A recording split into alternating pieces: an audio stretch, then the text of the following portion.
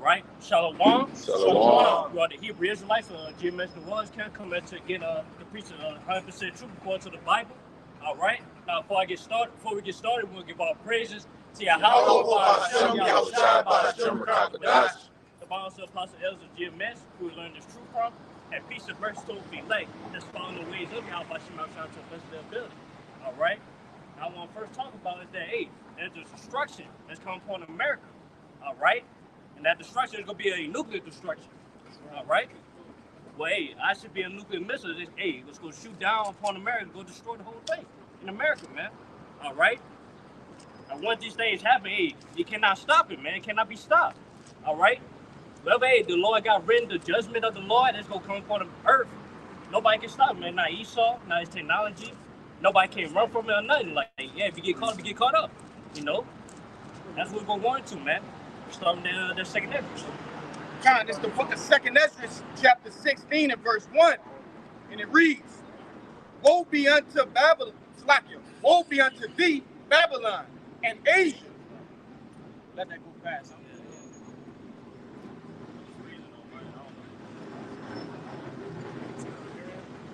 I'm one second good on this.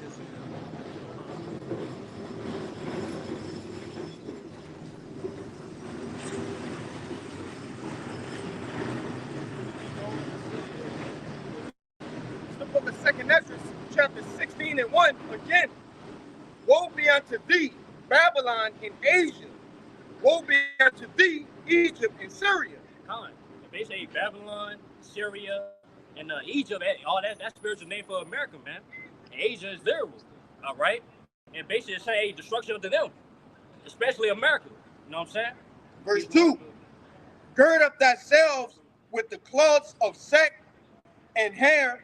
Bewail your children and be sorry, for your destruction is at hand. God. Let's see, hey, gird up thy sackcloth. We gird up sackcloth there. Basically, like you mourning. You're in a mourning state. Right. All right? So basically, hey, man, go ahead and cry on, man. And say goodbye to this place, man, because, hey, destruction is at hand. All right? Sooner or later, hey, all the things that you see in America, all the material things, all that's going to be destroyed. All right?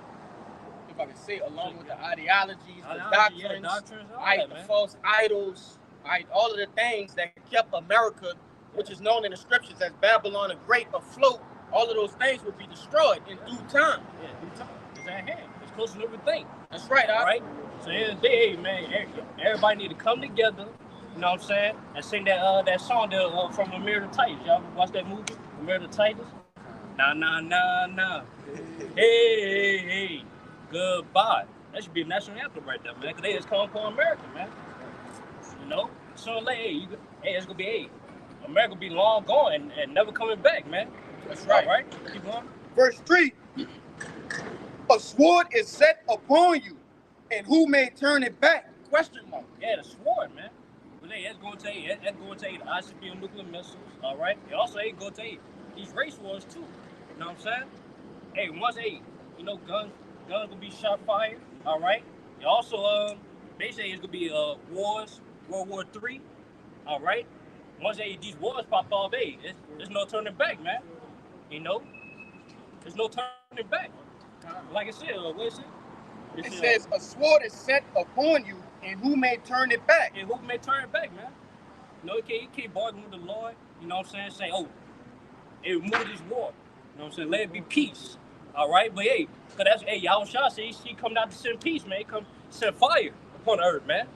All right, you want to say something? Yeah, even on a lower level, okay, you have anarchy going on in these various cities, these chief cities of Babylon the Great, okay, and the police system can't stop it, you see? And that's, we understand that it's done by design, but, you know, hey, when that time comes, when the time of Jacob trouble is upon us, right, then they really ain't gonna be able to stop it. Just like the elder always say, 911 is gonna need 911 in that day. See? Keep going. Yeah. Verse 4, it reads, a fire is set among you, and who may quench it? Yeah, like once the ICBM nuclear missiles hit this place, everything being burned up, there's nowhere to quench it, man. Who put that fire? Yeah, who gonna put the fire out? You know what I'm saying? Ain't gonna be no fire department that day. You know what I'm saying? You know, ain't gonna be no way to quench it, man. You know, especially coming from the Lord. All right, you can't beg the Lord, hey, send water, you know what I'm saying? Hey, to quench it. You know what I'm saying? Once this place burned up, it'll be burnt up, man. Hold on real fast.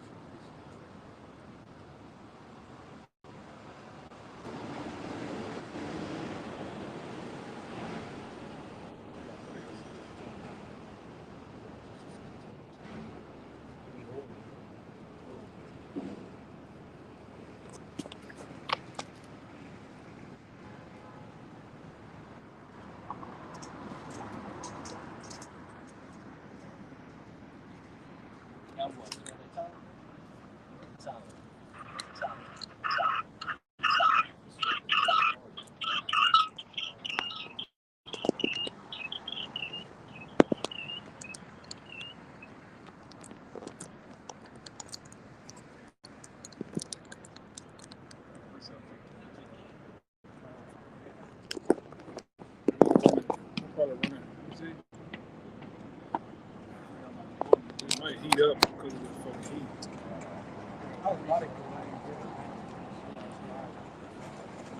Go ahead, we should be on. I'm gonna read it again. Yeah. It's the book of 2nd Ezra, chapter 16, and verse 4. Again, a fire is sent among you, and who may quench it? That fire, yeah, like I said again, that fire is that nuclear that set, they destroy America, man. That bring fire upon America. Literal fire. You know what I'm saying? And once that being shot, once this place start to burn up, man, it ain't no questioning. All right? So it's completely exterminated, man. You know? So this place become a desert. All right? That's what's coming upon America, man. This place about to turn to a desert, man. You know? Yeah. Real quick, because let me just bring it out. This Luke 12 and 49, and it reads, "I am come to send fire on the earth, and what will I if it be already kindled?" That's in red letters. YAHAWASHI telling you that it's gonna be complete anarchy even before he come. You see? So it's gonna be some of the most troubling times that came upon the face of the earth, and he's just gonna be the along with the ICBM nuclear missiles, the cherry right on top, man. It's his plan. You know what I'm saying? It's prophecy, bro. In the day, can't nobody bargain with that, man. That's right. Ain't nobody going to a lawyer trying to change his mind. He don't change nothing according to Malachi 1, man. Come on, Malachi 3 and 6. It's a lot.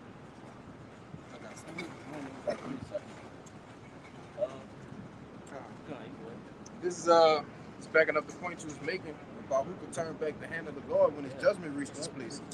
It's Jeremiah chapter 51, verse 1. It says, "Thus said the Lord, behold, I will raise up against Babylon and against them that dwell in the midst of them that rise up against me a destroying wind." Hey, that destroying wind, that's going to take that nuclear missiles, man. ICBM nuclear missiles, man. All right? Hey, where it be shot down, number of winds going to come out, man. You know, that's why that's that destroying wind, you know? And we ever heard like a regular wind destroying something, man? Unless it's strong. All right? Never. All right? Especially when we're talking about cities. We're talking about cities, countries. You never heard of destroying wind, taking cities completely off the map, man. You know?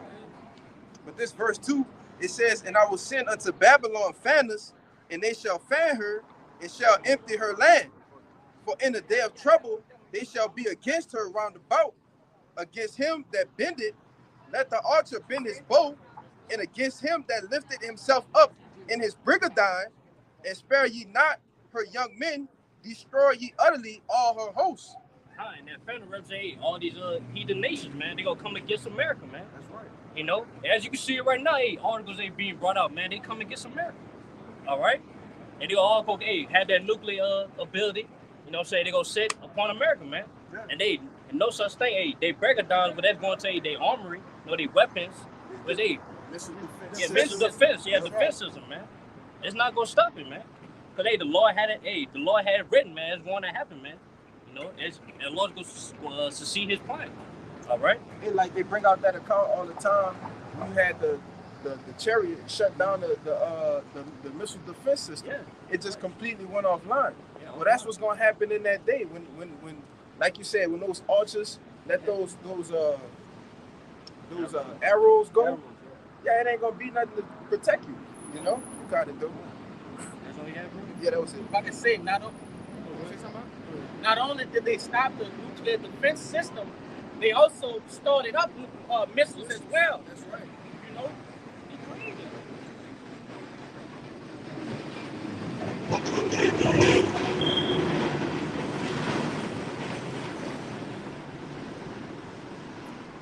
You know, I just want to say that because, you know, all in all, that shows you that the Spirit of the Lord is with destroying this place. Yeah. You see? When he wanted to happen, it's gonna happen. It's gonna happen. Can't do nothing about it. Can't change nothing. Yeah. Ain't nobody gonna stop it, man. All right. So you had something, bro? Go ahead, bro. This is Malachi 4:1. It says, "For behold, the day cometh that shall burn as an oven, and all the proud, and all that do wickedly, shall be stubble. And the day that cometh shall burn them up, saith the Lord YAHAWAH of hosts, that it shall leave them neither root nor branch." That branch. That's how. Hey, I just tell you how much fire it gonna be, man, and how hot it is. All right, cause it said burn as an oven. Now, hey, with an oven cooking, you know what I'm saying? With herb, hey, you know what I'm saying? Let go of that steam. Do you touch it or no? Or you gonna get burned up, man. All right. So it just showing, hey, that nuclear destruction, hey, it's gonna be too hot, man. So it's gonna burn this whole place up. All right. It's gonna burn, hey, you know, everybody that did wickedly in the society. All right, in America. All right. That says it's gonna leave neither root nor branch. There ain't gonna be nothing. It's gonna be a desert, bro. It's gonna be a desert. I got that desert. I got some. Yeah. I got some. This is the book of Revelations, chapter 18, verse 7. It says, "How much she hath glorified herself and lived deliciously." And this is going into Babylon. It says, "So much torment and sorrow give her. For she said in her heart, I sit a queen, and I am no widow, and shall see no sorrow." You know, in America think they'll never be touched by anybody or anyone. Never seen any major wars happen over here. Okay? But like I said, that what the end times tell in the book of books, like, Yeah, God will say that's why they call the Virgin Babylon, because they never been touched. God. They never ain't no major calamities or collapse have happened to this place. But yeah, it's to come though. Yep. You know what I'm saying? Hey, soon you think it's gonna be economic collapse. You know what I'm saying? Hey, it's gonna be what else? Society collapse where hey, everybody gonna turn against each other. It's gonna be wars against each other. All right, yeah, food shortages. There's gonna be collapse everywhere, man. You know, it's gonna be the greatest collapse, man, upon America. It says, she said in her heart, I sit a queen, and I am no widow. So like, and I am no widow, and shall never see sorrow. Shall see no sorrow. Like I said, basically Babylon, you know, America as that proudful, you know, country, you know, that they're gonna constantly boast on, you know, them being the greatest. But like I said, it's an end to every kingdom, and that is coming very soon. But it says, verse 8, "Therefore shall her plagues come in one day, death and mourning and famine, and she shall be utterly burned with fire. For strong is the Lord thy power who judgeth her. And the kings of the earth who have committed fornication and lived deliciously with her shall bewail her and lament for her, when they shall see the smoke of her burning, standing afar off for the fear of her torment, saying, Alas, alas, that great city Babylon, that mighty city, for in 1 hour is thy judgment come." Yeah, it just show you right there. The destruction of America be televised, man. Hey, all these heathen nations, these heathen countries, they go see it, man, and they go beware because they all that profited, that benefits they receive from America is gonna be over with, man. All that was gonna be burnt up. All right. And look at most of our products, all right, different shoes, all right, most of the plastic-made things, what do you see on them? Made in China. Made in China. Okay? Made in Taiwan. You know, different things of that nature. All right, and this is a major place of commerce for the whole world. Not only just here in America, because all they doing is just transferring goods from other places, but other places are, you know, they will be poor without America. This will be a large portion of their pocketbook missing. You see? Like I add to you, what it says higher up in verse 18 is that all the other nations, they drunk up the wine. That's right. Okay, so they drunk up the wine. They've been influenced heavily by the doctrines of America. So a lot of these countries have been moving at one with America. So if they're thinking that, oh man, like this, all the business that we've been doing, this is going straight to hell along with America. All right, and that's what you have to come to understand, man. Babylon will fall. Thus says the Lord. But you got it, brother. Oh, I'm like, so you have one? This is Joel 2 and 2. Start at the top. Oh, okay, Con 1.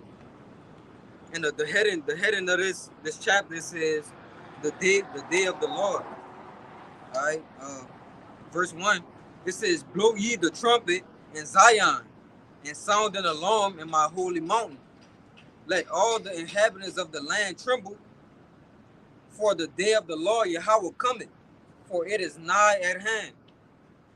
A day of darkness and of gloominess, a day of clouds and of thick darkness. As the morning spread upon the mountains, a great people and a strong. There had not been ever the light, neither shall be any more after it. It's called upon a day, hey, the day of the Lord where it's coming, it's gonna be darkness, man. It's gonna be gloomy. You know what I'm saying? It's gonna be, hey, the worst times, man. Cause everybody think, hey, what the Lord come back with, hey, shiny and sunny day. You know what I'm saying? Happy day. Yeah, happy day. You know what I'm saying? But no, that's not the case, man. All right. So the great people and the strong. Yeah, the great people, man. Let's talk about let's talk about that nuclear destruction. That's coming for them, man. Cause they said no. The great people and the strong is the nuclear missile itself. Yeah, The Lord compared them to as like a great people. Right? They're gonna go into that in the later verses too. Yeah, next verses. Right. Go ahead. Yeah, it says, even to the years of many generations. Verse 3. A fire devoured before them, and behind them a flame burning. The land is as the garden of Eden before them, and behind them a desolate wilderness. Yeah, and nothing shall escape them. God, yeah. Start over from the top. Verse 3. Verse 3. A fire devoured before them. Yeah, the fire that devoured before them is something about the warheads that's inside of the top of the nuclear missile, man. The fire devoured before them. That's the tip of the missile. Go ahead. And behind them a flame burning. It says, and behind them, right, a flame burning. That goes into the rocket booster that propels it from one continent to another continent, man. Right?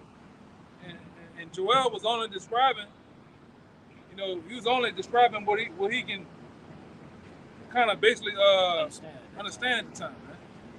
But we know this is talking about the ICBM nuclear missile, man, which is going to bring forth the destruction to America and other continents too. All right? Go ahead.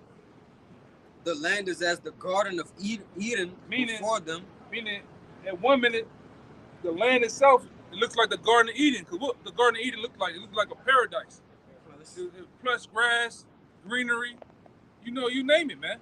And that's how this place, at 1 minute, you're gonna look at some of this shit and pan the camera around. Like, look at the trees, they're blooming. Everything is blooming at this moment, man. So it looks like the garden. 1 minute gonna look at the Garden of Eden, then what's gonna happen after the destruction, man? And behind them a desolate wilderness. So after the missiles drop, it's gonna look like a desolate wilderness, man. All right, and what's gonna happen? America's gonna break a record because it's gonna become the greatest desert. Well, not the greatest, but the biggest desert in the world, man.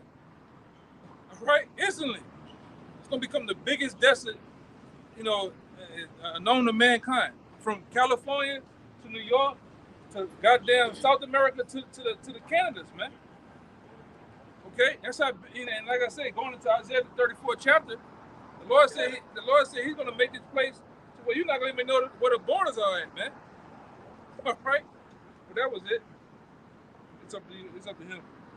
And nothing shall escape them. Yeah, that's how escape. Like, yeah, once these nuclear missiles being shot, ain't nobody can escape, man. You know what I'm saying? There's nowhere to escape. It's gonna hit. It's gonna hit the whole America, man. All right. Can I bring out this information from Google? Yeah. This just a simple Google search, and I put in how hot is an ICBM nuclear missile, right? And it varies, due to different types of nuclear missiles.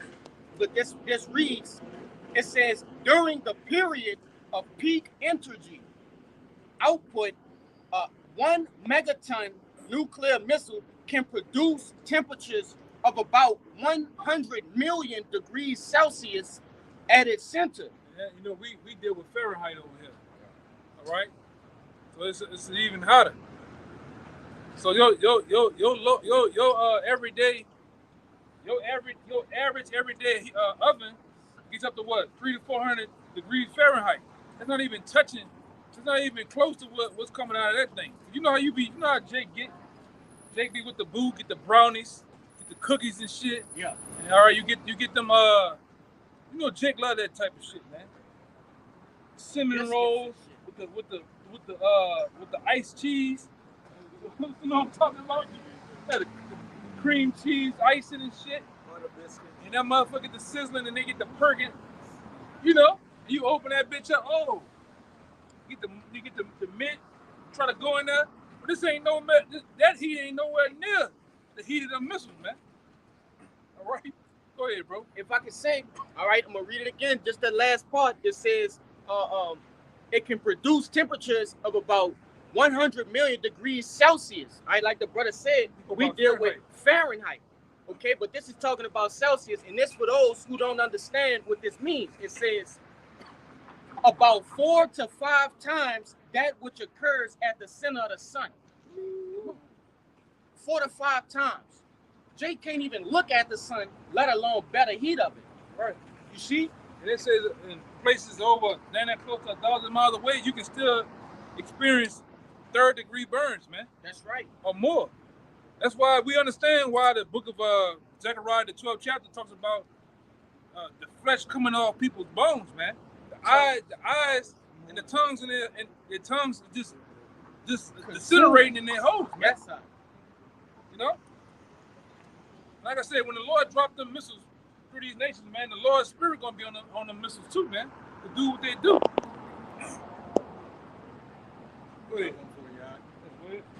Just to back up with the information the brother brought out about how hot that nuclear fire is going to burn. This is 2 Peter chapter 3, verse 10. But the day of the Lord will come as a thief in the night, in the which the heavens shall pass away with a great noise, and the elements shall melt with fervent heat.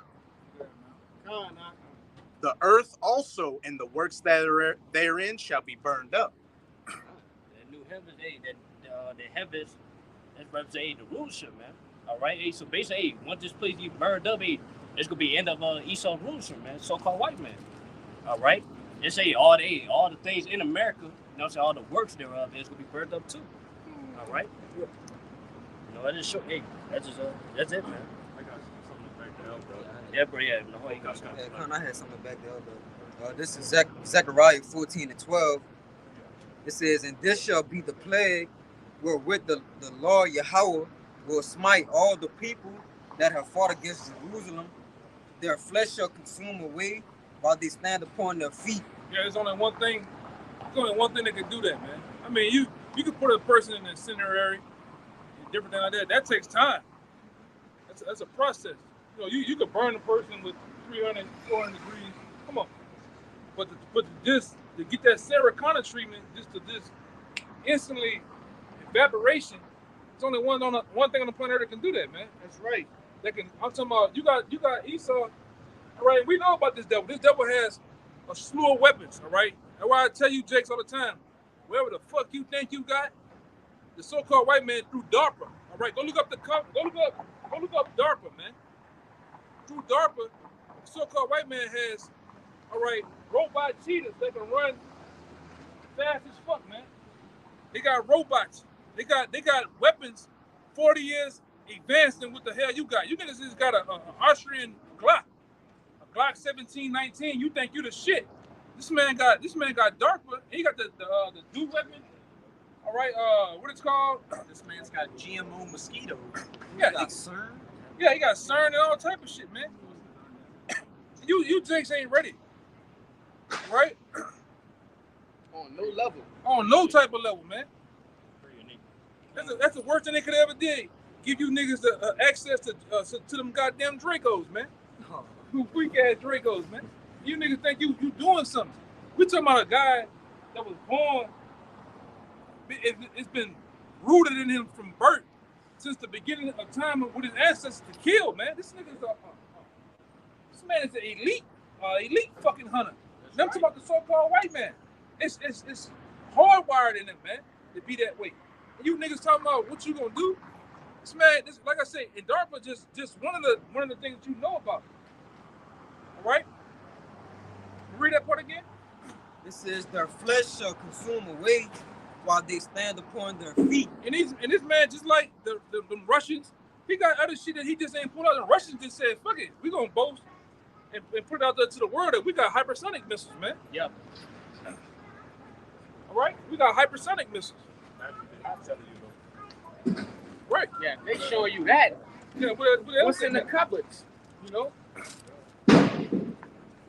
It says, and their eyes shall consume away in their holes, and their tongue shall consume away in their mouth. There's only one thing that can do that, man. We always talk about it. The apostles talk about it. Different brothers that movie with Sarah Connor, man, and Terminator. When she was on the fence, you seen that flicker light, and then all of a sudden you see what the brothers went into. Jeremiah 51 chapter of that radiation wave that spread through the cities. That's what's gonna happen. And pan this shit around. That's gonna happen through these cities, all right? These cities gonna come about. It's gonna. Rich, I'm gonna say this too. These buildings, the way they're designed, it's gonna just be molten. It's gonna blow and flow through this shit, man. It's gonna burn out. I'm talking about these cars is gonna get pushed down the goddamn streets, man. You people just gonna get burned up all through this shit.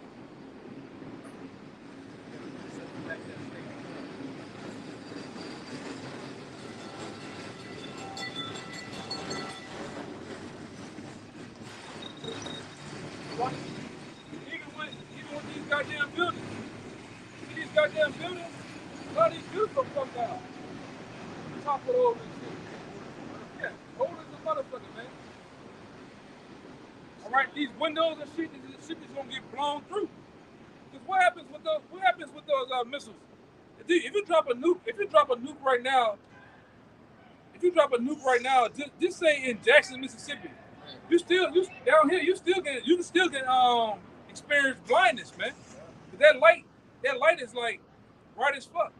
The concussions and everything like that, you'll still feel that shit, man. This is the weapon of all weapons right here. This ain't just a nigga shooting a 223 round. Some bullshit. The missiles, like I say, and the Lord put it on those scientists to have the understanding of the splitting of the atoms, all right? The construction of the uranium rods, how to do this, man. Plutonium, uranium, all that shit, man. How to strategically place every warhead within inside the shell of the nuke, man. That's right. The GPS capabilities, man. Some of these, and like I say, over the years, brothers have studied upon these things, man. These missiles got GPS capabilities of what if they off by a couple of centimeters, they reroute themselves. They spin at a certain rate. They put the coordinates in for some other shit. Redirect. They got one missile, and they had missiles in the scripture.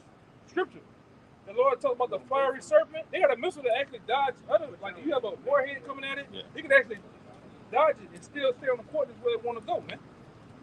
All right? Go ahead, man. I got some. This is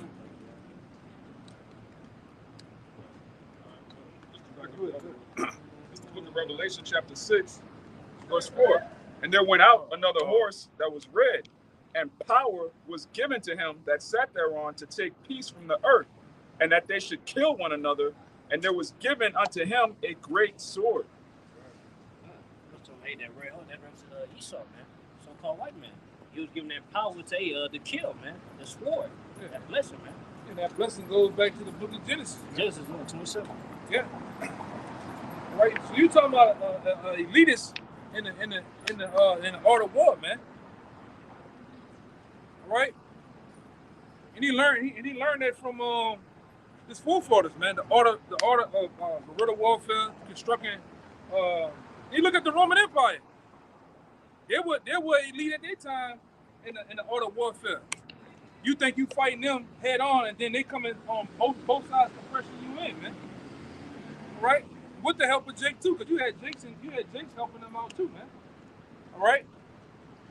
but them devils, man, they know what they're doing when it comes to weaponry, man. All right, the Roman Empire was well known for what too? It was well known for torture mechanisms, torture weapons, man. All right, and what I think in the book of in the Old Testament they call this guy, they call him what they call him? Is it artificer? Yeah, they call him artificer, man. All right, he's a guy that heavily looks into what the art of weapons and weaponry, man. Like a blacksmith, like a gunsmith or a blacksmith. Right, you look at today, you got polymer and all this different shit that you can construct a weapon. But back then with this devil, he had to stick a piece of metal in the furnace until it heats up gold and do what? Take the gavel, and he had to construct him a sword. He had to make him what name of that goddamn thing? Mace. The mace. It's another one. Spears, daggers and shit. Yeah, war hammers and shit with spikes. Armor. And then I'm gonna say this too. A lot of that knowledge came through the different ages of the kingdoms of the earth. Because we know about the Nebuchadnezzar statue, man. When the Nebuchadnezzar, you get into the statue of Nebuchadnezzar, those different metals was what? When those metals were actually presented to the world too. Iron, gold, brass, you name it. And they learn to make weapons out of it. They learn to make jewelry. They learn to make all type of things out of that, man. But go ahead, Al. Not to get on top. Hey, just to back the brother up, Esau's always been a master in making weapons because the Roman Empire, those centurions had a certain spear that after you threw it once, the front would bend, so an enemy couldn't pick it up and use it again. Yeah. But just to back up what the elder was saying about, in Terminator 2, when you saw that wave of fire, blow cars away, that blast wave, and you've had a nuclear scientist say that's one of the most accurate depictions of, nuclear destruction. And in the scriptures, it does talk about a blast of wind from those nukes. This is Isaiah 14:23, and I'm going to get a word in the Strongs. I will also make it a possession for the bittern and pools of water, and I will sweep it with the besom of destruction, saith Yahawah of hosts. And when you get that word besom in the Strongs, it's H4292, ma'ate, which says a broom, a besom. And what do you do with a broom? Sweep. And it gets even deeper in the outline of biblical use.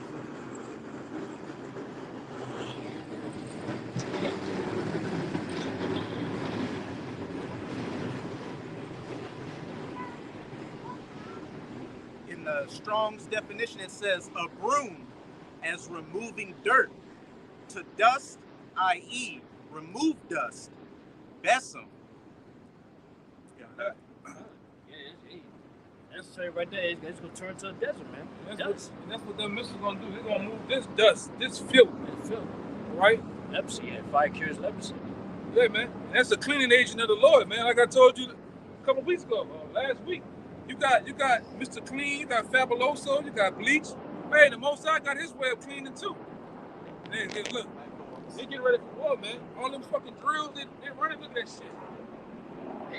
They're running drills, man. Like I said, I had a lesson too. You see, and Apostle Tahar spoke about it just briefly, and then we was taught that a long time ago. When you start seeing when you start seeing sitcoms talking about war movies being brought out, you start seeing Vietnam in color, World War II in color. They're gearing up for war, man. Right, and you seeing these black, they practicing war techniques, man. How to drop in, cause them guys in them helicopters and shit, they ain't just flying that shit for their help. For I just want to fly the plane today. No, they doing. It's a reason why this is happening, man. It's a reason why Esau is showing you war movies and shit, man. Is he planning? It's what he planning on doing. We would know through black magic. That's what they do. Yeah, before they do something, before they actually do something, they give it to you through movies and sitcom. All right, because other the elitists and the Satanists, they don't want it to come back on them like they never told you that. So through black magic witchcraft, yeah, revelation of the method, man. They show you what they're gonna do, man. They're gonna bring martial law here. They're gonna actually, all right, and they at least know these. And they at least know the prophecy of the nukes hitting this place. And they know this, right? They're not far off to what's going on, man. Right? That's why they already signed these bills. Ages 18 and 26, they're gonna draft your kids and your nephews and your nieces onto that war, man. Like we were talking before camp, you're gonna get drafted 3 months basic training, 3 months of advanced individual training, all right? And you're gonna get boarded onto those planes. And when they open them hatches, you're gonna be somewhere at a base around Saudi Arabia, man, ready and geared to fight, man. All right, and that's why, like I say, I love it, man. The Lord has put you niggas in a stupor. Most of you niggas are morbidly obese. Most of you niggas are drugged up. Most of you niggas are just dumber than dumber. All right. So what there's to do with you, man? Put you on the front lines. And like I say, they're gonna put all you copper tops on the front line, because all the elite rangers and SEALs, they're not gonna let them just get knocked off first. They're gonna put a wave of you young boys out there and get you killed, man. All right. That's another method that Esau has to what? Lowering the population, man. Hold the herd. Yeah, get in the herd, as they say. Yeah, go ahead. This is on TikTok. So I screenshot it. It says the amount of people now eligible to be drafted to war. A fun fact is 78.4 million. That's that map I was thinking about. Time. Yep. So It's on time. like the elder was saying, man, 78.4 million of the people that's living here in the U.S. is just gonna vanish. Cause you throw me out of World War III, you ain't coming back. There ain't no other alternative to it. Yeah, a lot of you migrants that came over here, Yep. all right, Esau paying you the $10,000 a month, and all you see is them silver teeth. You're smiling. You're buying cars with no license, insurance. You're just doing your thing, painting and shit. You know, you're doing your thing. You're gonna be asked to get drafted, man. Whether you registered or not, you're gonna get drafted. A lot of you niggas are disabled. You got all type of infirmities. You're gonna get drafted too. You switch hitters.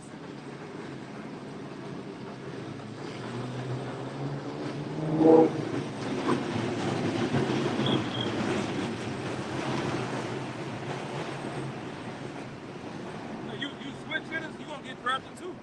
And you women, you're gonna get drafted, man. That's what the spirit been on all this week. Really on you women getting your ass drafted, man. Because a lot of you ain't ready to carry. I mean, the average ceramic vest, man. Level 3, level 4 vest is about 40 pounds, man. All right, that's not at most 6 magazines. All right, or 5, 5, 6, whatever. That's weight. They can't pick up a case of water. No, I know. Case of water. You got water on you too, right? Yeah, you got water on you. Fuck over here. Oh, okay, but you got ammo, you got radios, you got grenades, you got all type. But it depends on what platoon you in too. You might be a medic, you might be a assault guy, you name it, man. If you're assistant gunner out, you probably got at least about 1,000 rounds on. Yes. Yeah. Including everything else that you need to have. Just extra boots, extra clothes, extra whatever. That rucksack is another 70 to about 100 pounds on your back. Yeah. So you tell me. I mean, they got some Xena, you know, they got some Xena type bitches out here. Don't get it twisted. All right, you got them China type bras out here. All right, you remember China? All right. Let's not get it twisted. They got some that are capable. But I'm talking about the average N-dub, the average black woman, the average Latino woman, the average white woman, or maybe the average Moabite woman. Hell no, it's not happening, man. You know? The Moabite woman just a twig. She snaps. All right, and it's not gonna happen, man. And they're gonna place all of you though. They're gonna place you over there in that war, man. A lot of you gonna get humped and stomped right in your platoon. Because that's what you over there for, man. You over there for something to Pleasure. yeah. Man going away, he's over there in the goddamn desert. Hey man, he needs some. Hey, he need to release some stress, man. All right. Yeah. This in the corporate world. What they got the fucking women in the corporate world for? Something to look at, man. It is now all that what they call that bill? It's something they went over there with, man. You touch a woman or some shit. Sexual harassment. The sexual harassment thing that got out of control, you know? Me too. Yeah, go ahead. So I want to back you up on that point of why the 2/3 and everybody's pretty much going to get put on the front lines, because in the art of that military world, like the brother said, you don't put your best soldiers first. So you cause that distraction to happen in the front that causes a little bit of disruption here, disruption over there.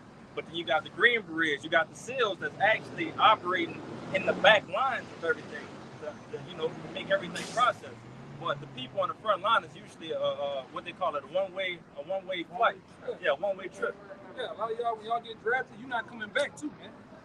You're gonna die over there. You're gonna die over there on the shores of Saudi Arabia, wherever you at, man. You're not coming back.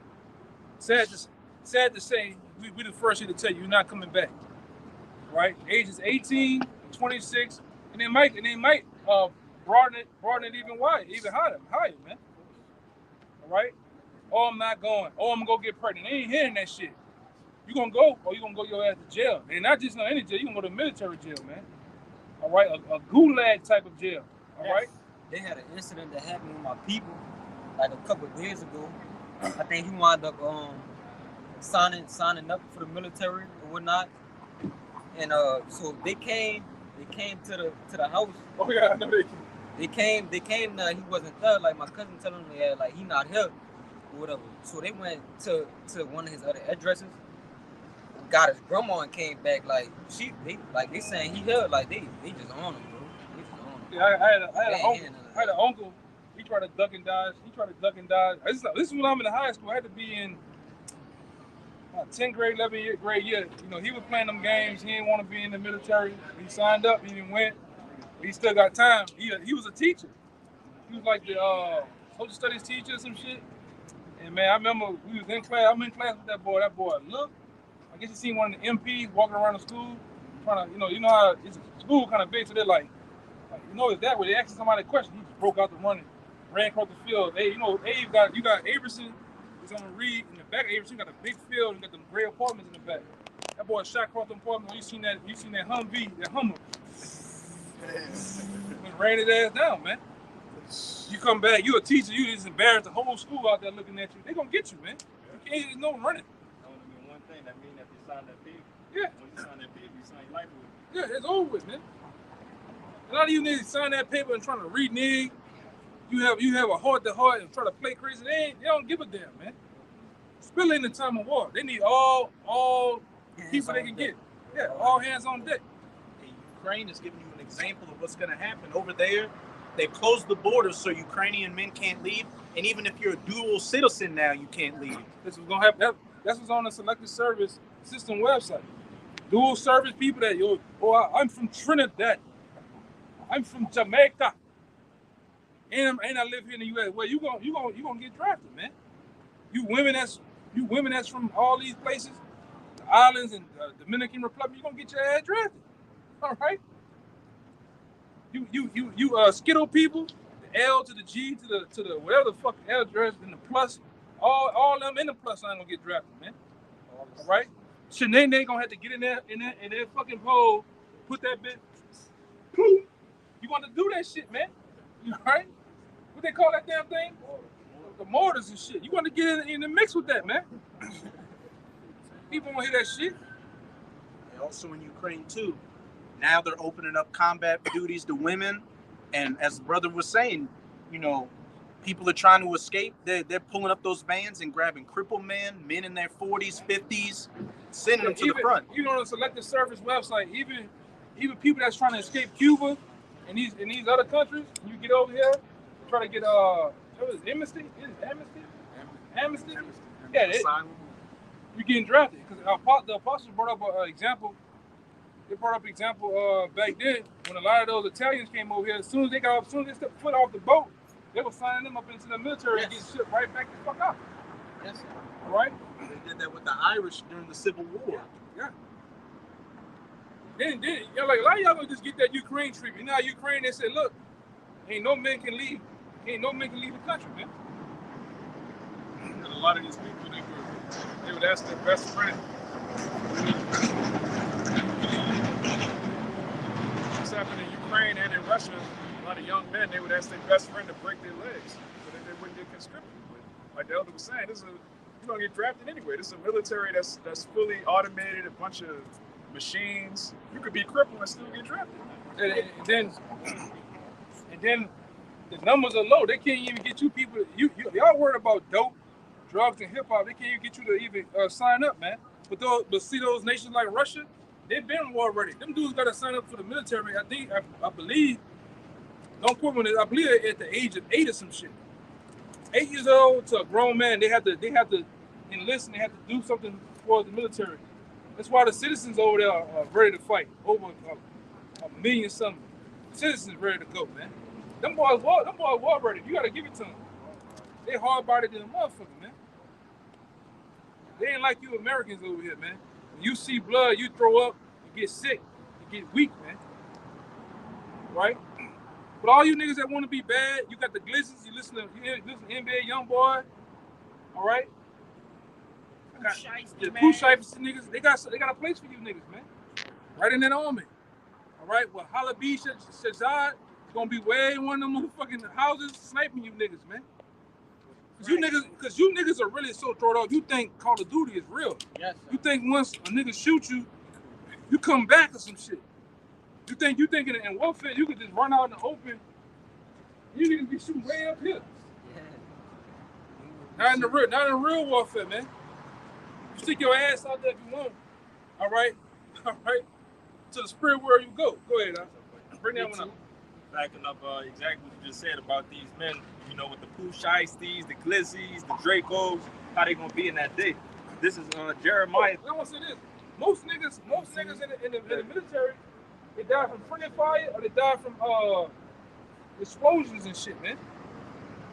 All right? And this is advanced shit. Now they fighting with drones and shit. Oh. Little bitty drones, yes, coming up, boom, just blow you up, man.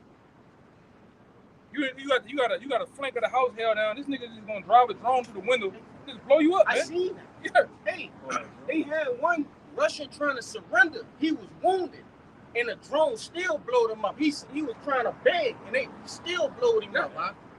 Yeah, man. You Jakes ain't ready for that, man. Go ahead. What's your boy? Bubba was trying to say? Lieutenant Dan. Oh, you gonna get that Lieutenant Dan in action, man. All right, well, all your wasting gone, your shit is out. Niggas that, you know. Yeah, I would be like Lieutenant Dan. Just let me go, man. You know what I'm saying? Go ahead, Hey, the brother just brought up a good point. One of the videos I posted in the chat, I don't know if y'all brother seen it. It was the pocket drone that was probably like the size of a mosquito or some shit like that. Yeah, that's dark in that big slide. And that bitch comes straight to your dome and bust your fucking skull open. Yeah. Like, come on, man. Esau got some shit. But you know, Esau got some shit through DARPA, make some shit look natural, brother. Like you died of natural causes, man. All right. I already seen the drones.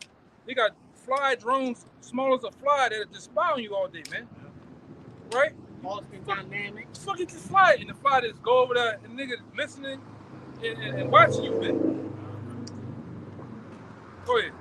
So this is backing up, you know, basically, Jake, y'all ain't gonna make it in that day, man. Y'all gonna fold up.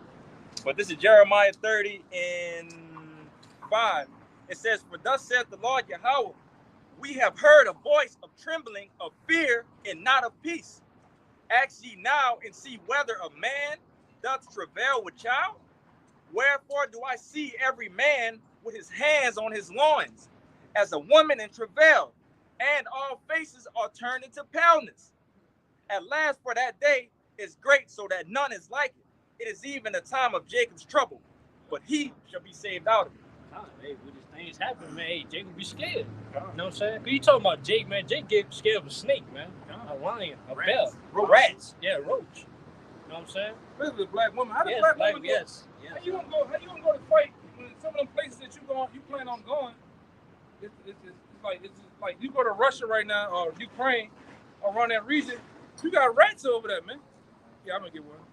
You might go over there. It's rats running around, man. Out in the open. Out in the open. It all type of weird ass bugs you never seen before. Cause my woman cousin went over there to Iraq.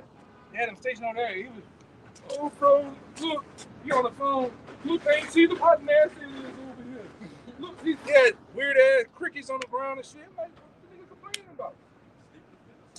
You know? You gotta sleep in the field. They don't want Yeah. to the roof. Yeah, you women, you don't want to get up in there. You crawling, you stopping to get your shit together. You look, it's a big ass tarantula about the size of my hand. She gonna give up the location, man. Ah! You know, you're not ready for that type of shit, man. You're not ready for that shit, man. Them niggas, like them Dutch niggas, them niggas be swimming, come out of the water and shit. You know, you Jakes, man, you niggas soft over here, man. They had a Jake at one of my at basic, man. He was on a gunner. This is supposed to be like a practice mock training that we doing. They had probably like a possum or something running through the trees, and Jake just started letting loose on the LMG out there, just straight fear, you know, off of just tiny footsteps in the woods. You know what I'm saying? But how much when your life is really on the line? Yeah, man.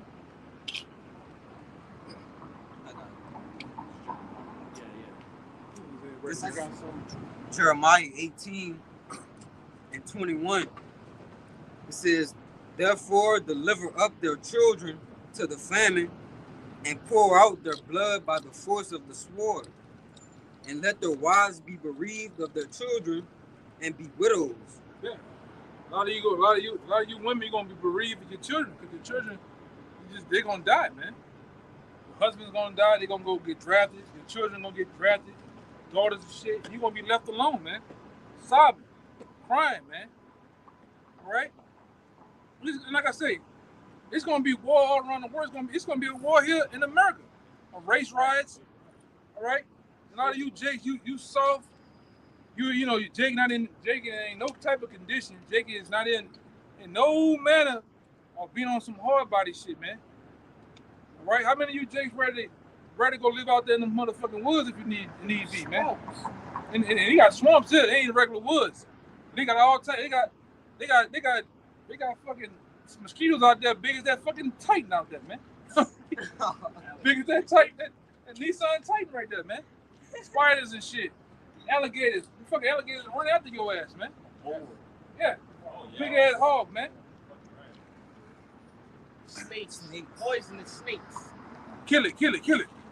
Jake shaking like a 57 Chevy, man. You can't even kill an animal, man, let alone a person. All right, and just because you got a weapon, just because a lot of you Jakes got a weapon, are you ready to that same weapon after an hour carrying that bitch? An AR is probably about 6-7 pounds. The average AK is almost close to 9 pounds. After an hour carrying that bitch, it feel like 30 pounds, man. You niggas you can't run a block, let alone carry a weapon that long, man. You Jakes don't know. I'm talking about the Lord's finna bring all pure D hell down on you asses, man. Come on, man. I got some more here too. It says, and let their wives be bereaved of their children and be widows, and let their men be put to death. Oh, what is that? And let their men be put to death. Out the gate. There's gonna be a lot of men getting put to death, man. And over there and over here. You know, a lot of you're not prepared to see your pops scared out on the lawn, man. And you ain't had no time to see us. Oh my God. You ain't gonna have time for that because it's still gonna be going down. You're gonna have to be in a cold state of mind. Straight up, man. You ain't gonna have time to sit up there and worry about that shit, man. Oh, look at the little pretty bitch. You want to step on the pretty bitch? Keep on going. Step on that bitch. Yeah. This shit, man. The Lord finna do away with that whole bitch nigga spirit, man. That's what's been happening here in America. Real men been on a full out attack on real men and masculinity. All right, when heads get to rolling, all that shit gonna be out the window. Go ahead, Al. It says, This shit here, man. Fucking Luke's gonna get rid of this shit.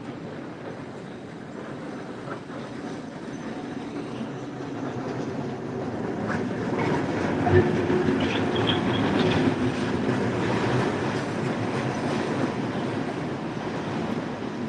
says, and let the wives be bereaved of their children, Right? and be widows, and let their men be put to death, let their young men be slain by the sword in battle. Yeah. That's just plain right there. Hey, there's just showing right there. Hey, these young men, these young Jakes, you know what I'm saying? They could be, they gonna die. You know what I'm saying? That war. You know, when they get drafted, man. All right? Because that's a judgment of the Lord, man. Mass numbers. Yeah, mass numbers. Mass numbers. You're not gonna get your parents not gonna get that dog knock on the door. Boom, boom, boom. Honey, somebody hit the door. You open the door, and the nigga standing there like this with the flag. Sorry, ma'am. I'm here to tell you that the son died. Or you get the call late at night, the son died. Well, you ain't gonna get none of that shit, man. Casket with the flag on it. Yeah, you're not gonna get.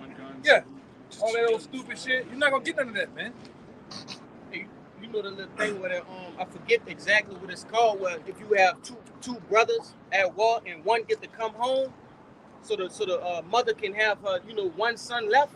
They're not gonna do that no more. They're not gonna do that. That's not gonna be a thing no more.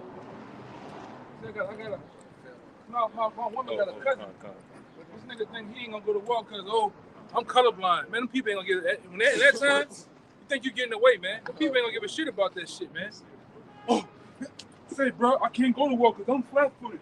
You know, my shit. Man, people ain't gonna give a fuck about that shit, man. They're gonna throw your black ass right in one of them Humvees, man. Oh, where we going at? We going to war. But you come up, but he come here. He come here for a weekend or so, a couple of weeks from the base. But he come down here and tell a cousin that he's been in combat. Say that nigga lying, man. Nigga, all you do is tell the coordinates of the drones and shit. You might fly the drones to the coordinates. Like you might have we might be over here and the enemy over here. All you doing is telling the coordinates of where the enemy is. And they ain't never been in no combat, man. Talking about he killing shit. They show you that movie, I'm Gonna Get You Sucker. What up, Becky? James in the war. He had taken the movie. He was in the war, but he said he never been in combat. Becky out here shouting, boy. Becky know what time of day it is, man. Oh yeah, man. I can imagine what kind of fucking piece that is. That pizza got pineapples on it. I promise. Pineapples. I'm telling you, that's a gay pizza. Go ahead, bro. I'm telling you, that's a gay pizza. You don't want that motherfucker, man. Eat that bitch if you want that. That bitch is shake funny too. That bitch ain't like no diamond. That bitch is straight, brother. Go ahead. Go ahead, brother. I got a little. Niggas sick out here, man. This is sick, brother. This is back in that Jeremiah. Come on. Go ahead, brother. I can't. I'm fucking up, man. 18 and 22, it says, let a cry be heard from their houses when thou shalt bring a troop suddenly upon them. Yeah, when them troops, when martial law come to pass, man, when them troops come in their house, there's gonna be a lot of cries, man. You know what I'm saying? Try to cry for help. There ain't gonna be no help, man. All right? Because ain't gonna be no, ain't gonna be no 911. There ain't gonna be nobody to save you. If I could say, when you watch movies like The Rogue and all of these different apocalyptic movies, that's the main thing that people are asking for. Help. Can you help me? Oh, I need this. It's always on the sense of, can you help? Nobody ain't gonna be able to help nobody in that day, brother. Yeah, they'll try to save themselves. Was that one of the first and second Kings? It said the Lord, the King told the woman. Yeah, 6. 26. Yeah, I think it's 26 and 6, something like that. No, it's 6. 6 and 26. I know I get them mixed up with that's how it's gonna be, man. I know that's how I'm gonna be. Lord can't help you. What can I do, man? I'm trying to save myself. I probably want to be wise in that day. No. You get that on what they call it? That game, the cowboy game. Red Dead Redemption and Call of Duty and GTA 6. You see the car door open, you see the woman, help my baby. You go out whatever you want. That's gonna be happening, man. It happened on with the movie with Denzel. Book of Eli. Book of Eli, man. They used to have bait. Yeah. Second King, yeah, 6. Second King, yeah. They showed What you is the it? 6 and 24. the whole way 624, down. yeah. 26. Yeah, I know. I always get them mixed up. Look at it right here. This is Start at at 24. 20 Yeah, start at 24. 24, count.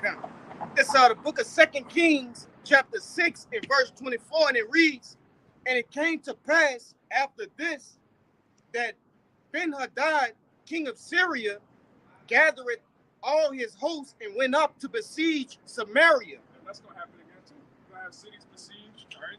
Going back to 2nd Ezra, you're not going to be able to enter a city, leave a city, which means what? The trucks can't bring in food. So that's the same. It's going to be a famine. You got it. Verse 25, and it reads, and there was a great famine in Samaria, and behold, they besieged it, until an ass's head was sold for 80 pieces of silver, and the 4th part of a cab of dove's dung for 5 pieces of silver. And as the king of Israel was passing by upon the wall, there cried a woman unto him, saying, help my lord, O king. And this is his response right here, verse 27. And he said, if the Lord do not help thee, when shall I help thee? Out of the barn floor or out of the wine press? Question mark. The Lord don't help me, what I'm going to do for you. That's how we're going to be in that day, man. Especially all our people that's been scoffing, been talking shit about the Bible, talking shit about us. We're not going to be in the spirit of helping every random person we see. The scriptures tell you we're going to laugh at their calamities. Yeah, So helping and laughing is contrary to each other in that day.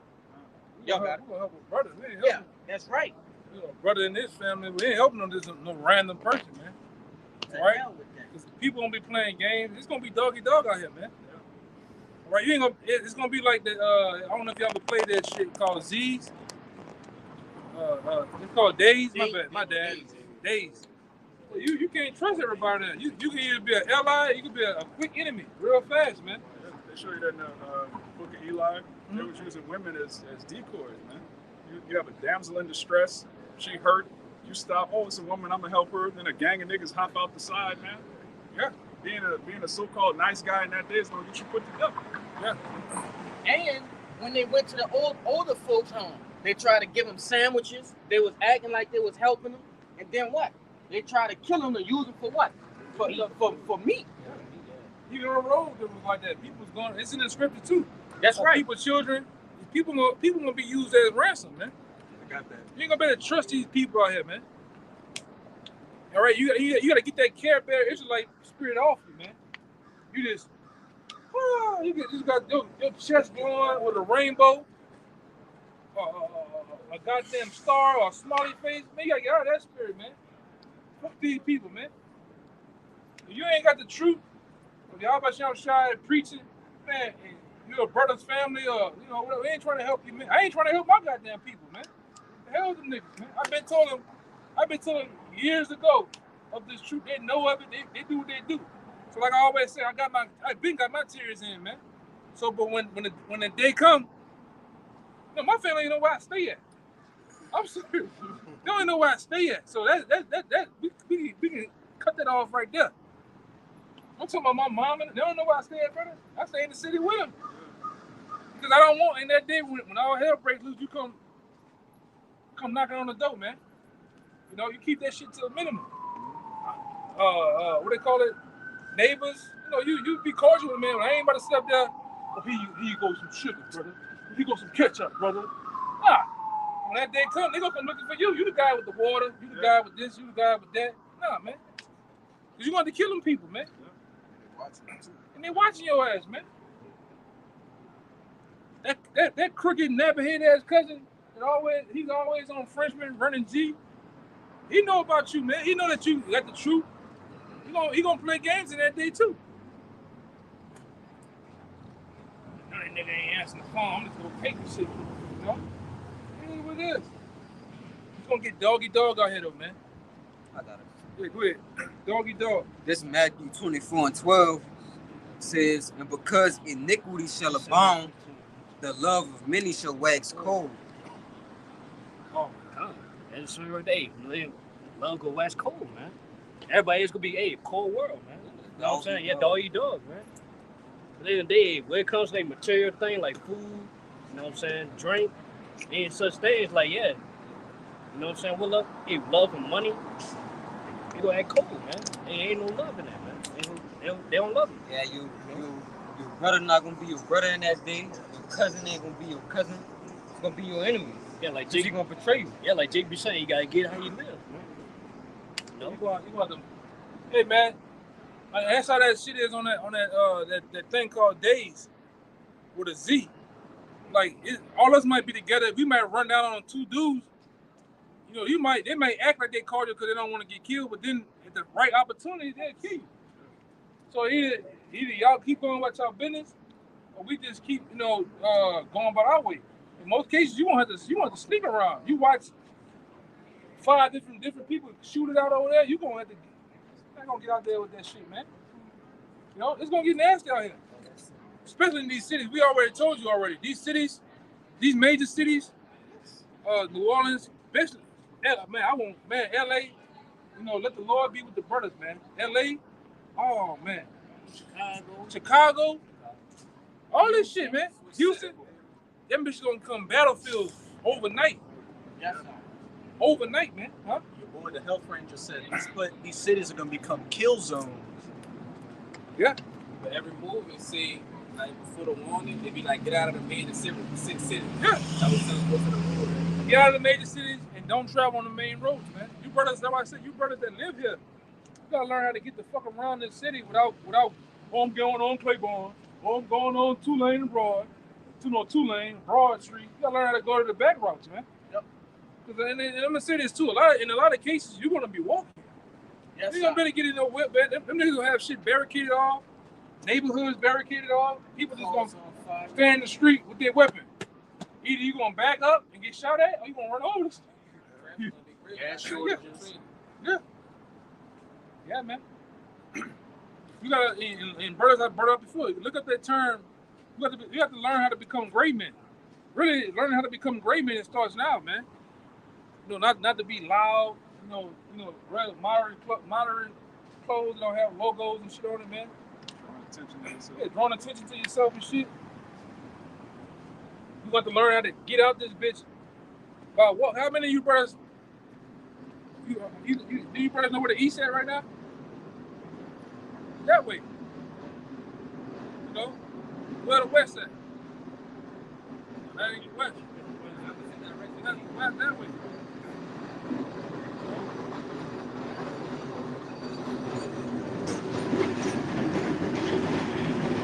West. East, west, north, and south. Yeah. These are small things, man. Because these places are really going, and when you look at it, these different cities going to turn into 10 cities overnight, man. I don't know if y'all ever watched the movie Children and Men. See how everybody was living outside with tents, walking around with buggies, they're buying and selling with bullets and guns and food and water and shit. That's how this shit going to become, man. Got the definition for great man. Yeah, go ahead. It's a simple search in Google. It says the term gray man or gray man in British English describes someone who looks unassuming and who doesn't stand out from the crowd, but is in fact well equipped for an emergency situation. In crisis situations, there are benefits to going unnoticed and blending in. Yeah. You gotta learn to do that, man. You gotta learn to do that. Being able to just blend in. You should be able to go into, right now, there was a big crowd of people right there. You should be able to go in that crowd, go through that other side without being noticed. Without somebody, hey, who is that? You know what I'm saying? Without sticking out like a sore thumb, man. All right? Go ahead, Doc. You got it. I got something right here. This is 2nd Edges 16 and 40. Hey, go ahead, bro. Go ahead. Yeah.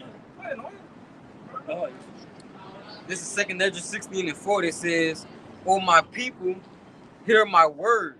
Make you ready to thy battle, and in those evils be even as pilgrims upon the earth." God, it wasn't pilgrim, man. They say pilgrim, they travel. You know what I'm saying? They don't stay in one place. You know what I'm saying? They ready to go at all times. All right, so hey, that's how we gotta be in the state of mind. Like we gotta be ready to lead this place. You know what I'm saying? Hey, to lose it all. You know, and forsake our loved ones in that time. All right. Like I said, right. So like I don't remember the quote exactly, but what was the quote that Robert De Niro said in that movie Heat? You ain't able to. Don't be attached to anything you can't leave in 60 seconds. God. You gotta be able to move, man. Yeah, basically like when the heat come around the corner, yeah, come around the corner. Go for your woman and everything, man. Children, everything, man. And like I said, I got the thing on my phone. Well, even a real mob guy said it before, because one guy was coming late all the time. They kind of gave him ultimatum, like, "Hey man, you be late next time. When we come, you know, we're gonna deal with you." So the dude asked him to come to the corner, and he was there like 30 minutes early, and they were sitting down in the car watching him until that time. So he was like, "You got to be ready to move whenever I call on you, whatever." And that's how you got to be in the truth, man. You got to be ready to move, man. You got to be ready to, even what you got, you ready to lead that shit. Why the scripture talking about being pilgrims? A pilgrim is a person that is like a nomad. He's going to place. He don't sit there and get attached to objects and women and all type of shit like that. He moving, man. All right? Go ahead. You want me to get the second answer?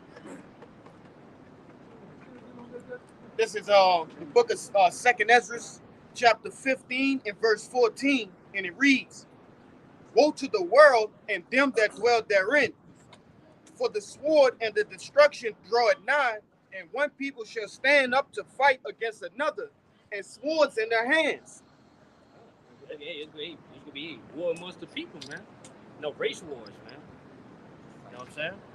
Hey, people go fight against each other, man. Ain't gonna be no laws. You know what I'm saying? That's gonna basically get in the way of that.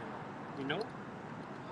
Keep going. It reads, verse 16, "For there shall be sedition among men and invading one another. They shall not regard the kings nor princes, and the course of their actions shall stand in their power." Yeah, so this is no word for rebellion. It's gonna be a lot of rebellion upon America. All right? That's talking about, that's not America. That's talking about the different kings and people in society. They're gonna rebel against them. Your mayors, your different chief of police, governors and shit. People not gonna give a damn, man. Politicians and shit, they're not gonna give a damn. We seen that in the wake of the storming of the Capitol. Yep. Right? And these people are, especially the Edomites, they at the break of that. And we shall know too in the time of November. When November comes with the election, whether they rig it, they do what they do, you're gonna have something happen either before or after that shit, man.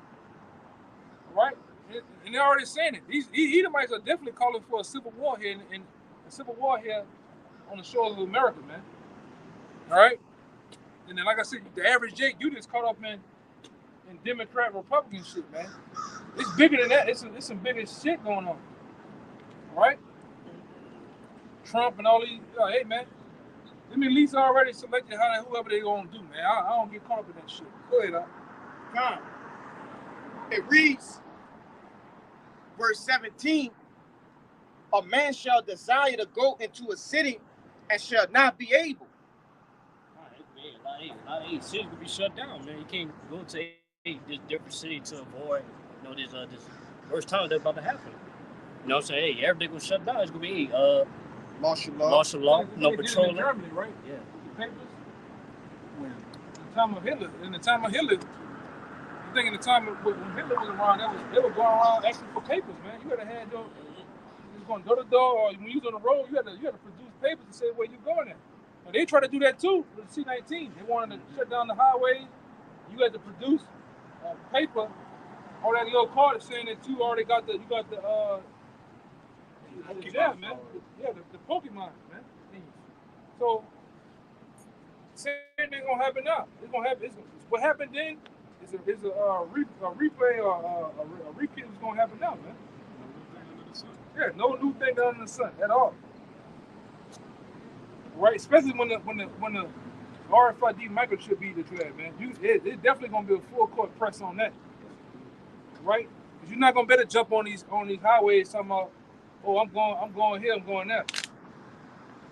All right, that's why they setting up all these fucking highways with these. You see these infra, what is it called?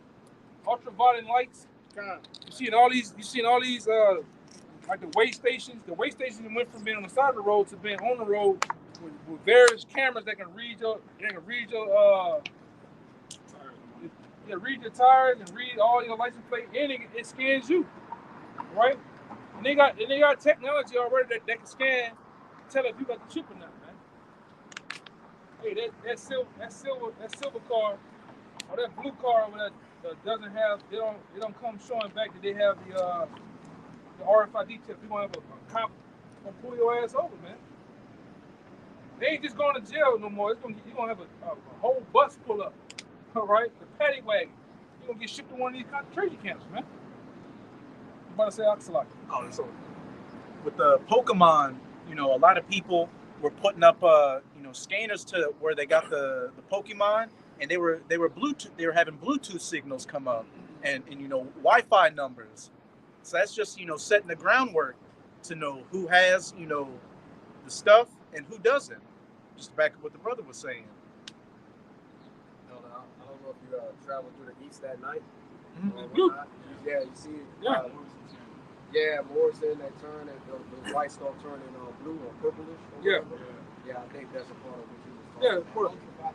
Because even when a lot of people that had got the jab, when they ran an ultraviolet light over their arm, all their veins and shit started glowing green, man.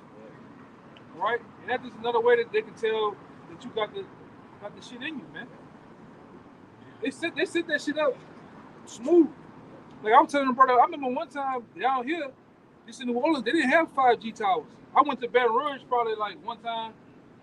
I went to Baton Rouge, and I'm sitting out there off of one street, and my phone said, 5G plus. I said, damn, what the fuck is that? I'm like, oh, I knew about it, but I'm like, damn, what the plus shit is? I looked up, I went on the 5G map and looked up, that bitch only had one here, one over here. All in all, they probably had 5 in the whole city. I go back the next year, and I looked at them down here, they had none down here. I go back the next year, it just saturated all across this goddamn city. Same thing for down here. So they didn't hit you with the 5G towers, they hit you with the ultraviolet lights. All right, that's set up for a reason, man.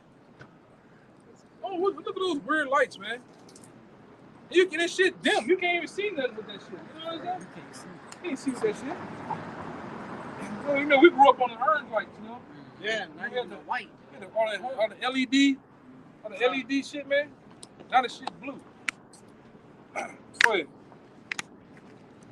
If I could I read that in the GNT, verse 16?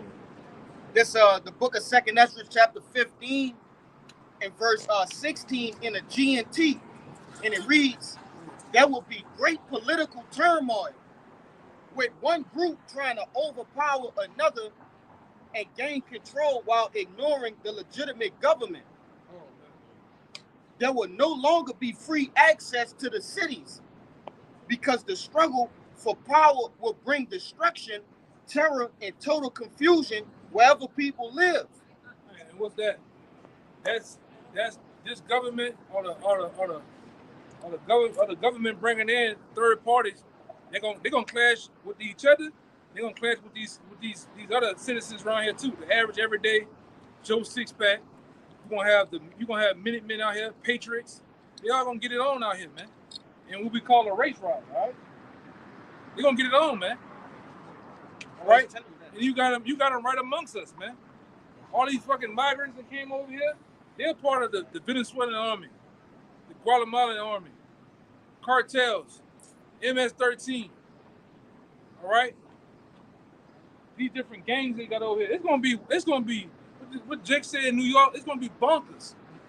All right, it's gonna be total wild as all get out, man. Go ahead, brother. Just a little bit more, beloved. It says, verse 19. Driven by famine and terrible suffering, people will assault their neighbor and mercilessly plunder their possessions. Yeah, you want to assault their neighbors, man. Hey, man, can I have some water? No, this is for me and my family. Right against my head. Good, that they gonna come up like the cartoon. Yeah. Hey, what's in the book bag? You can take the shit, man. You gonna take the shit, man. All right. Hey, which way is out? You gonna look? Oh, you gonna look that way and turn back? You gonna have a joker barrel in your face, man. Hey, which way is out? You gonna look that way and turn back? Or I'm gonna just be sitting right here? Give me everything, man. Nigga might get old school, which is just make you get bucket naked, man. Just give me. I want everything on you. Give me everything. Book sack, your weapon, everything, man. It's gonna get just smoke you, you know? That's it. Got to know it. You know, this is just how it's gonna be, man. That's all I had in that. Yeah. Go ahead, brother. Go ahead. You gotta deal with that. You gotta deal with those skeletors, man. Them skeletors is gonna be running out here, running rampant too, man. All right. There's a lot of that here. I think in the this alone in the city of New Orleans is a heavy city out of all other cities, heavily for mental illness, man. You got a bunch of crazies out here, man. Yeah, and that's the ones they're gonna grab too. The crazies, the ones they make the best soldiers. Even like that nigga from Dead Presidents, man. This nigga just had a head, nigga just holding a head for a trophy for months. It's a lucky charm. Here this nigga decomposing by the face, man. You gonna have them type. Them type is out here walking around amongst us, man. That's right. You know? Hey, they sent a lot of those boys over here from those Northern Kingdom countries. Them too. You The know? prisoners. The prisoners, that's right. They're ready to cut loose. Like Assassin's Creed through this bitch, man. Them niggas ready to go do the spinning moves and all. Niggas ready to go through. Niggas ready to cut loose out here. They gonna cut them loose. Most of them they run into through some of them guys on Bishop Show. They say every time we go up to them and asking them, they be talking their shit. They say, oh, when we get the green light. Like they basically somebody they're in contact with telling them to hold off right now. And then they gonna do their thing, man. That's why you gotta be keen on what's going on. Wait, damn, we driving. Why is all this traffic up there? It's them up there cutting loose. You just about to drive into them and some shit. You gotta pay attention to the news, man. Hey man, brother, when I go take a leak in the morning, middle of the night, I'm checking the news. I'm looking outside at least. I'm hitting that fucking news break. Some, you know, you got the shit on your phone, but I'm checking shit, man. It's bound to go down at any time. Go ahead, it's bound to go down, brother. This is the book of Isaiah, chapter 65, verse 12. It says, it's like Isaiah 65 and 12. It says, therefore will I number you to the sword, and ye shall all bow down to the slaughter. Because when I called, ye did not answer. When I spake, ye did not hear, but did evil before mine eyes, and did choose that wherein I delighted not. Therefore, thus saith the Lord, thy power, behold, my servants shall eat, but ye shall be hungry. Behold, my servants shall drink, but ye shall be thirsty. Behold, my servants shall rejoice, but ye shall be ashamed. Basically, that first part in that verse 12, but that red, that's from the 2/3 of our people, man. They gonna be numbered to a slaughter. You know what I'm saying? They're basically they're appointed for judgment, man, for the wrath of the Lord. All right, because when they had a chance to repent, you know what I'm saying, when the mercy door of mercy was open, they ain't take heed. All right, so hey, therefore, hey, the judgment got to come, man. I got something to back you up. This is 2 Esdras 9 and 11. It says, and they that have loathed my law while they had yet liberty, and when its yet place of repentance was open unto them, understood not, but despised it.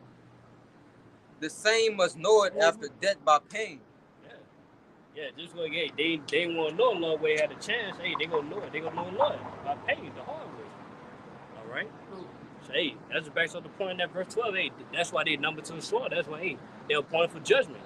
Cause hey, they hearken unto the Lord. They repent. I got some time. Right, go ahead. I'm gonna just jump to 50 and get the point. Yeah. This is verse 15. It says, I have said before, and now do speak, and will speak it also hereafter, that there be many more of them which perish than of them which shall be saved. Yeah, it said, hey, there's gonna be many that perish than be saved, man. All right, so that small river is gonna be saved out of this destruction. While everybody else, they gonna be, hey, you know what I'm saying, being judged, man, the wrath. You know, but hey, it be you know, the sword. You know what I'm saying? Hey, these wars out here. You know what I'm saying? These plagues. You know, pestilence. Oh, hey, the last but not least, hey, the nuclear destruction. Or they'll be burnt up, man. You know, either way, go. Hey, if you set to be judged, you can be judged. Simple and plain. Yeah. Oh No, that was it on that. that was it.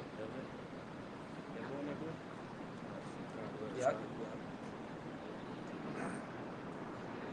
This 2nd Esdras, chapter 16, verse 17. It says, woe is me, who will deliver me in those days? And if you go into this account with Esdras, you know, he's saying, woe is me, because he was in the midst of it. You know, he was in the midst of seeing all of these people being put to death, seeing people starve to death. All right, like the elder been going into, we're going to be in the midst of those things as well. All right, which is why the brother brought out the Isaiah 65. You see, it's going to be the servants of the Lord that's going to be good. All right, they're going to be well taken care of. All right, but the 2/3, all right, the other heathen nations, they're going to be in a bad case, man, a pitiful case. And that's why it says too that the righteous shall be scarcely saved. Yep. Oh, right? By the the teeth of our head, the skin of our teeth. But we also want to experience the things that's going on. We're gonna see these people get butchered by the Lord. We're gonna see these people get put in a pitiful case. Jeremiah 15:15 come into play, man. I'm holding that too. You know, dogs and wild beasts, because like we always going to. Not only when society breaks down, guess what? All these places that got these animals, the zoo and shit, they gonna break down too. It happened for Katrina, and the ones they couldn't get, either they died in there, some animals got out, man. What other city was recent when the George Floyd shit was going on? The niggas was running down the street with zebras and shit. That was Chicago? It was somewhere. You remember that shit? Yeah. So the same. One crazy fuck out to go let them out. Yeah, that's all. Animal sympathizers. Yeah, that's all it takes, man. I mean, during the lockdowns, you had when people inside, you had animals coming out into the cities. Yeah. Hey. Even for Katrina, you had dogs that was once people's pets. They was hungry too. Like I seen a pit bull. You could tell he even ate all his ribs and shit was showing. His face was droopy. He was hella aggressive, man. And the nature of an animal changes. Nature of people changes when your stomach touching your back, man. All right, you get hallucinating and shit, tripping, man. You get hella aggressive. And like I said it time again. Especially when them children stomach touching their back. You looking at your 1-year-old, your 2-year-old, it is withering away because they're hungry. You go out there, you go out there with no mask on, man, and trying to get it on.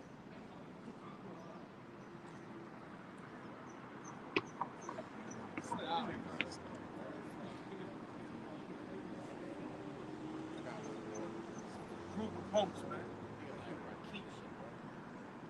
I done been down this time. What? Trying to feed the family and they can go do some shit. So imagine, Oh yeah. you really got zero options. Human nature, something serious. Yeah. Yeah, like I say, it's just nature. When the woman complaining, the child's crying, they hungry, and all that stuff, it make Jake go out there and do. It's Jake doing it now, man. That's why you don't see these niggas. Like this nigga here. It's 94 degrees, 104 degrees. He up there fake playing basketball with a hoodie on, man. With a sweatsuit, And one side of his pants drooping. You know what time of day it is, man. Look, that's all it takes. He bumped him, what's up? Say, Brown, let me holler at you. He take you down one of these areas down here and let your ass have it, man. Look at this shit.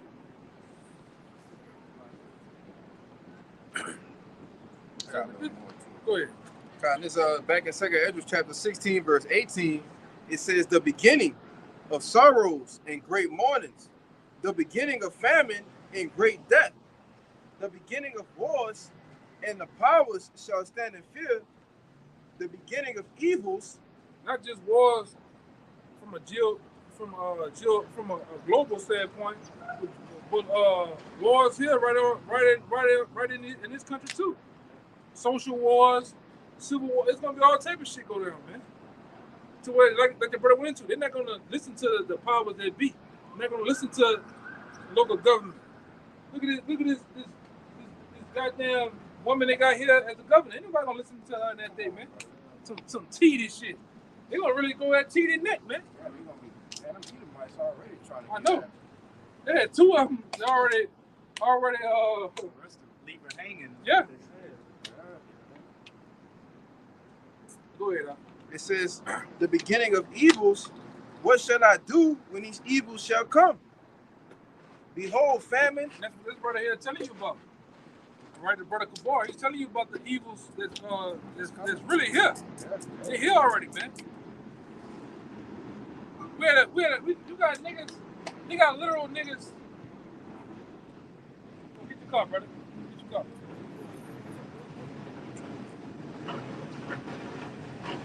Let me get my shit.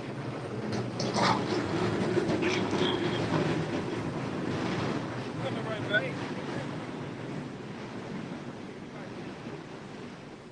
Yo, let's see what he do real fast. I'm gonna show. He don't look like no city. He's like a private motherfucker, man. You paint everything on that bitch. It's a private motherfucker. Hey, I think you good. Go ahead. Go ahead.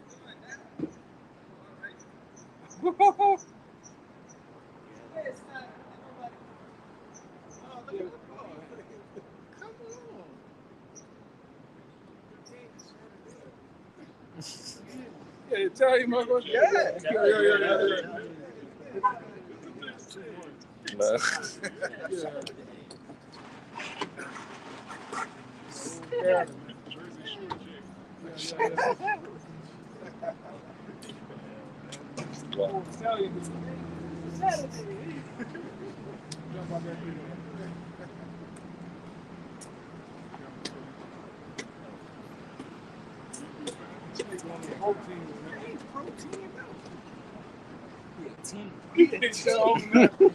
Come on, man.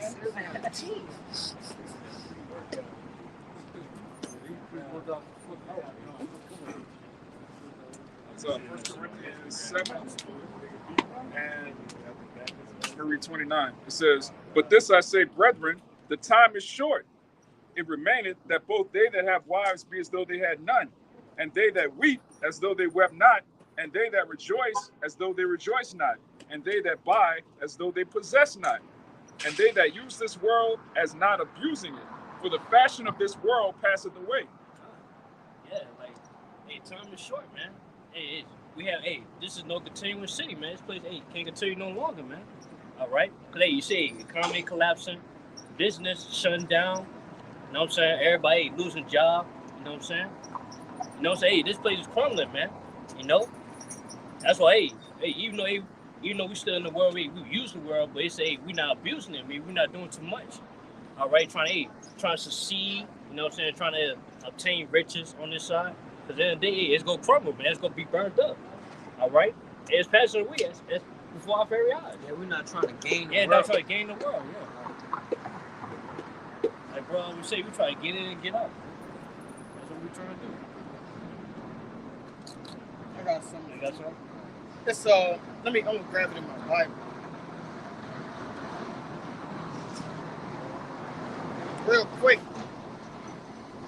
This is the book of Jeremiah, chapter 51,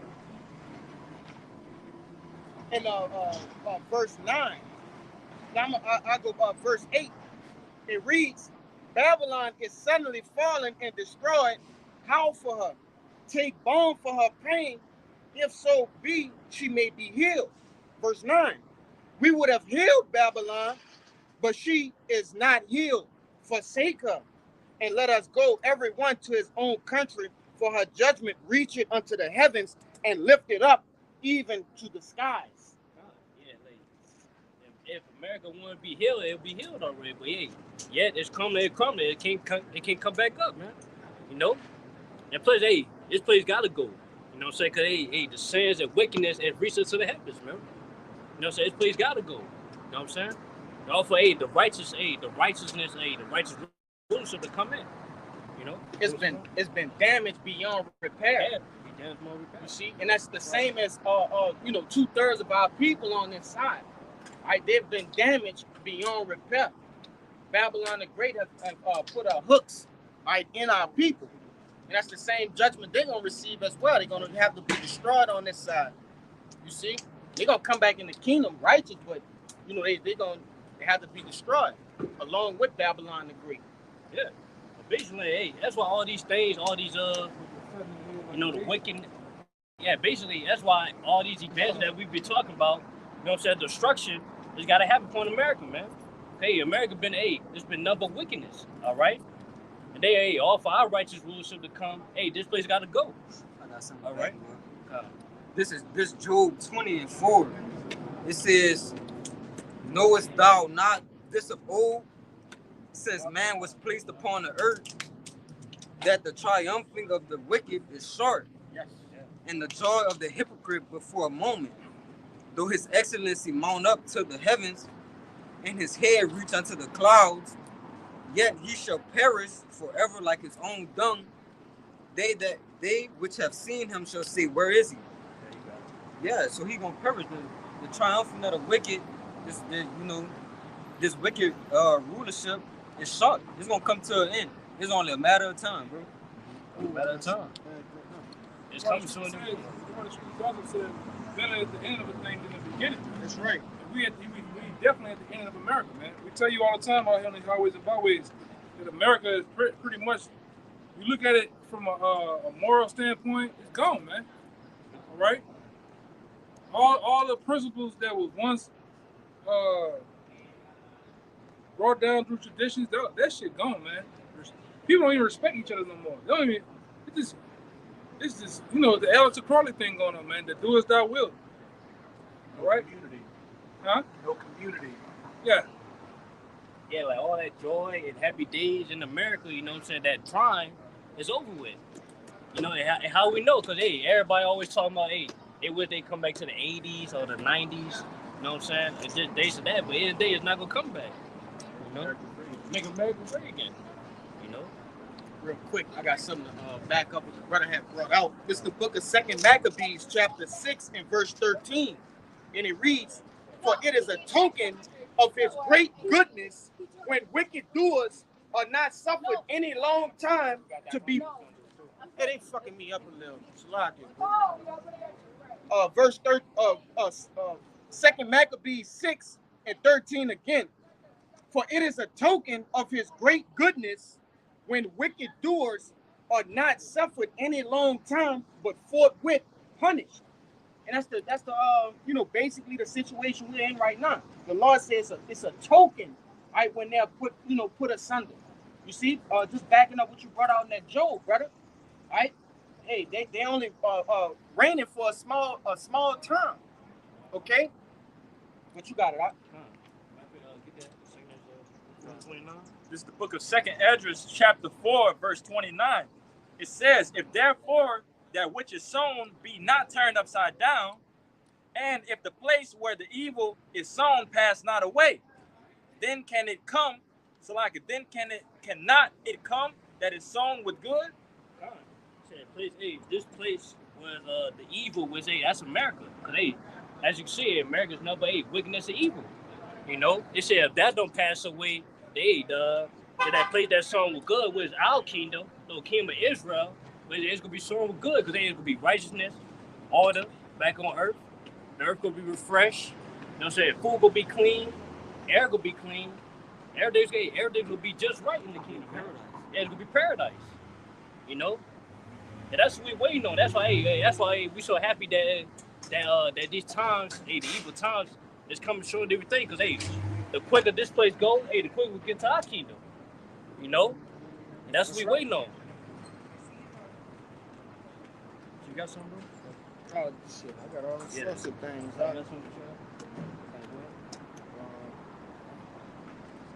This is Isaiah chapter 24, verse 5. It says, the earth also is defiled under the inhabitants thereof, because they have transgressed the laws, changed the ordinance, broken the everlasting covenant. Yeah, that's why the earth is so defiled, man. America is so defiled, man. So we under a wicked ruler, man. What's Esau, Edom, so-called white man. Yeah, they tell you in Sirach, as the king, so is the people. Yeah, so is the people. So yeah. and all after the things the king he incorporates or he does. Yeah, all the wickedness he do. All the wickedness he do, it trickles down to the people, and it trickles down to his whole kingdom. Which is why he's broken he transgressed the laws. All right, everything that the law is set up for the laws and everything, how to govern the earth, it was righteous. It was good. Yeah. But you know, as you were saying, this wicked ruler, he has no righteous bone in his body. So what is he going to do? He's just going to continue to fuck everything up until it's time for him to be taken out of the way, man. You know? Matter of fact, get Proverbs 29. I got you, brother. That's all. Real quick. Backing up that, brother, this is the book of Ecclesiasticus, or Sirach, chapter 10 and 8. Because of unrighteous dealings, injuries, and riches got by deceit, the kingdom is translated from one people to another. That's right. Like, just because this number of righteousness is being dealt in America, this place got to be translated, man. Say the righteous rulers, man. But the Israelites, man. Start with YAHAWASHI. All right. At the end of the day, the law, statute, and command was written, was appointed to us, man. And we are that righteous. All right. That's why this place got to be translated, man. So the earth could be refreshed again, man. Be put back in order. All right. This for the brother Kashab. This is Ecclesiasticus chapter 10, starting at the top. It says, a wise judge will instruct his people, and the government of a prudent man is well ordered. As the judge of the people is himself, so are his officers. And what manner of a man the ruler of the city is, such are all they that dwell therein. An unwise king destroyed his people, but through the prudence of them which are in authority, the city shall be inhabited. The power of the earth is in the hand of the Lord, and in due time he will set over it one that is profitable. Yeah, basically, say whatever judge it, the service is also. You know what I'm saying? Because whatever he say matters. Whatever he do matters. All right, so if he wise, everybody gonna be wise. Everything gonna be righteous, man. But if he unwise, he foolish, wicked, everything gonna be wicked. The service gonna be wicked. It's gonna be number 8, wickedness and evil upon earth. All right, you want to say something, Robert? Just back up what you were saying. I think it's in Proverbs where it says, "Woe to thee when thy king is a child." That's all Esau is. Dennis the Menace. He's a big kid, and he does everything clean contrary to the scriptures. What you're seeing right now is when a servant is ruling, and when a true ruler is, being a servant. But this is to back you up. This is Ecclesiastes chapter 10, verse 6. Folly is set in great dignity, and the rich sit in a low place. I have seen servants upon horses, and princes walking as servants upon the earth. Yeah, it's folly is say great dignity. It's nothing but folly, upon America, man, upon the earth. All right, because this wicked ruler, man, so-called white man. All servants right? are upon horses. Servants upon horses, man. Ecclesiastes chapter 10, verse 7. Yeah, because basically that servant, that versus Esau, man, he sit upon the horses, man, because he was made to be a servant, And they say also said princess, and what else it said? Really? We say princess? Oh, God. Ecclesiastes 10 and 7. I have seen servants upon horses. Well, that's Esau. and princes walking as servants upon the earth. Yeah, princes walk on service. Hey, we are the prince of the power, man. Yasharala, man. That's right. And we say, hey, we are walking that service right now, man. We're in slavery.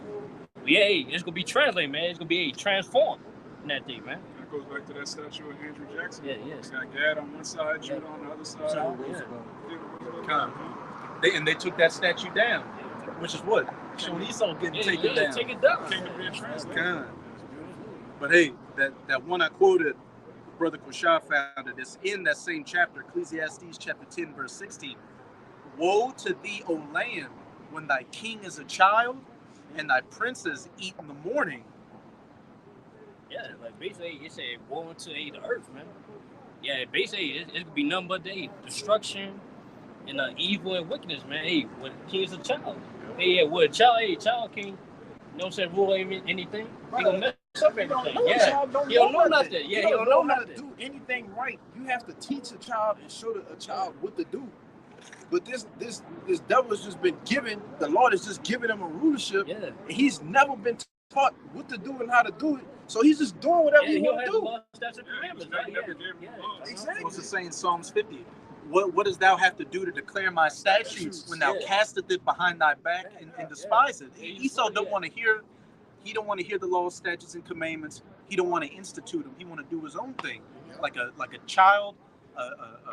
What would they call it? A selfish, a spoiled brat, wanting to get his way.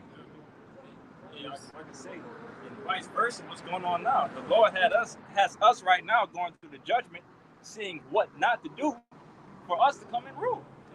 The Lord is, like we said, we have these law, statutes, and commandments that we're trying to stick to the best of our ability, and ultimately, once we get to the kingdom, it's going to be in us fully, you know. But we've sitting here. This is our training course right now. We're in a training course right now to become kings, to become that hopeful elect. I brought this up. We have to learn both sides. Both sides. Yeah, we gotta know the evil. Be perfect judges. You got to know good and evil. Yeah. Got one more to back you up. This is back in Ecclesiastes chapter 10, verse 17. Blessed art thou, O land, when thy king is the son of nobles, and thy princes eat in due season for strength and not for drunkenness. You got it right. No, you got it. Are we really getting Okay. This is Ecclesiastes 10 and 17. Blessed art thou, O land, when thy king is the son of nobles, And who is that son? No. and thy princes eat in due season for strength and not for drunkenness. Yeah, basically the son no, but it's us, man. The Israelites, man. We are that noble. All right. Say, bless us. Hey, when we inherit the land, man. Because hey, every day gonna be refreshed. You know, it's gonna be anointed. It's gonna be righteousness, man. Hey, we got some noble bond. Yeah. That's right.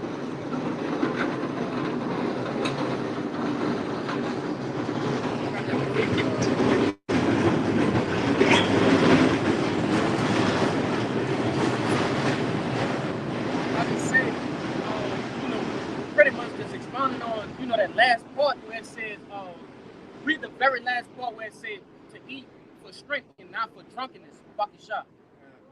This is back in Ecclesiastes chapter 10, verse 17. And thy princes eat in due season for strength and not for drunkenness. And that's you have that's two completely contrary ways of eating when you're looking at rulership. You see, Esau Edom is drunken from eating the fruits of his labors. Like he's just engorged, he's sloppy drunk. But as we will be in a spiritual sense, in the kingdom of heaven, when we gather in the fruits of the labors of the other nations, that's gonna be to what? To build and expand more and more and more. You got it. The brother made a beautiful point. Esau rules to what? Just to gain riches unto himself and screw everybody over. He eats for drunkenness. That's right. Well, when the children of Israel are set back in rulership, beginning with the elect, we're going to rule and use the resources to, benefit the rest of the planet. Like, we're going to institute the laws, statutes, and commandments, the land, Sabbaths, all that. Like, our blessing, by extension, the world is going to be blessed by our blessing. If I could say, when you start to get into it, all right, scriptures tell you we gonna what? Inhabit, other planets and things of that nature. do you think, you know, Jake is just gonna go there and just, you know, shit just gonna magically, nah. Of course we're gonna have spiritual powers and things like that, and I'm speaking as a man as well. But our substance and things of that nature, we're gonna grow so much that we're gonna be able to, hey, take this half of, you know, everything you own and go to this place. You see, because our substance is gonna be so great. Because we're eating for strength. You see?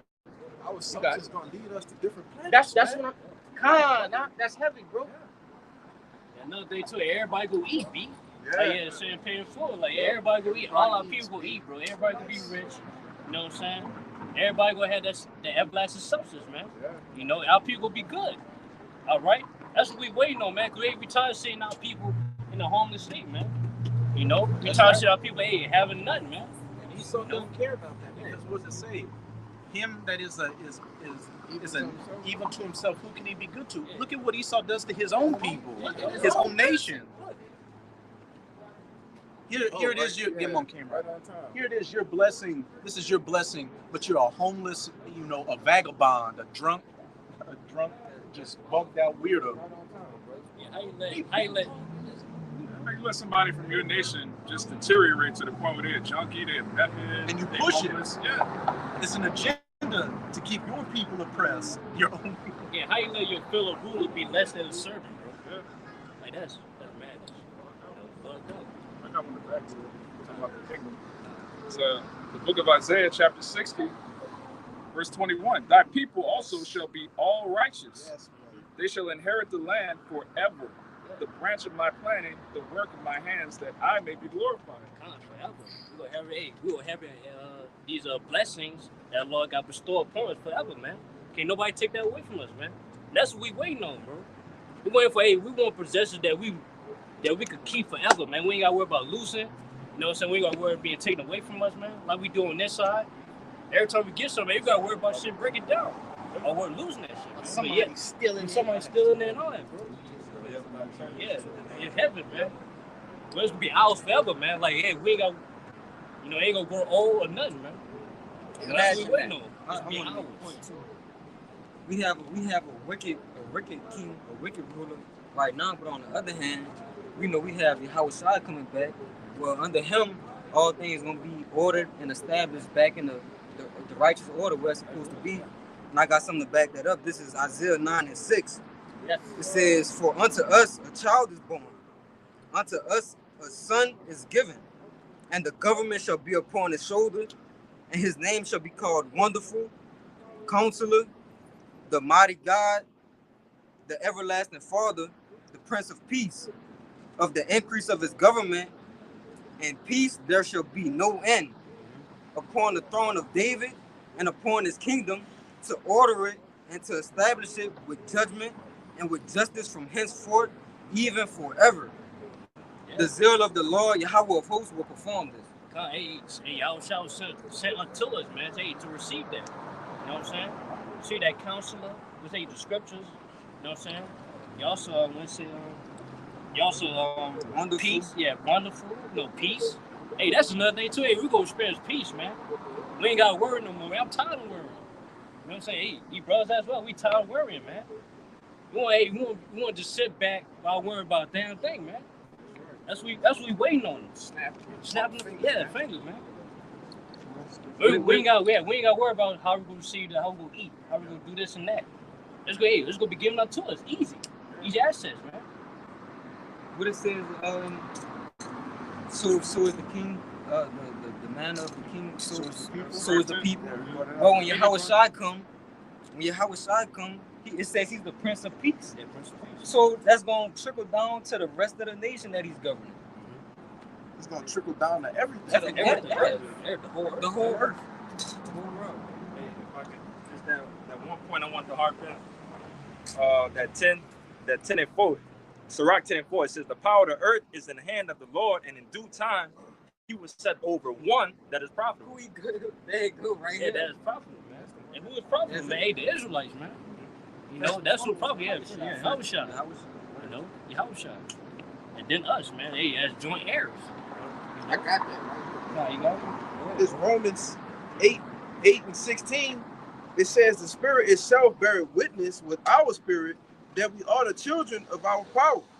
And if children, then heirs of the Most High, and joint heirs with Hamashiach. Hey, somebody get heirs. What's an heir, man? All right. It says, and if children, then heirs of the Most High, and joint heirs with the Hamashiach. If so be that we suffer with him, that we may be also glorified together. Yeah, how we suffering with him now? By doing these works, man. Right, putting out these spiritual epistles to the hopeful elect, man, to the sincere out there, all right? All right, and while we doing this, we catching hell too, man. All right, you got average everyday so-called celebrity, whether they're influencer or celebrity, they complaining about how it's hard out here for everybody. So we all going through it, man. We all we're not. I'm talking about the middle of the Lord, man. We suffering in a way, but we still manage to do this work, man. Because this is what it's about, man. Fuck them goddamn Saturdays with the boo, all right? With the boys. Hey, man, we gotta get this work in, man. Right? We gotta get this work in that we bring forth, all right, the elect, all right? That ultimately what happens, man? That salvation comes to us, man.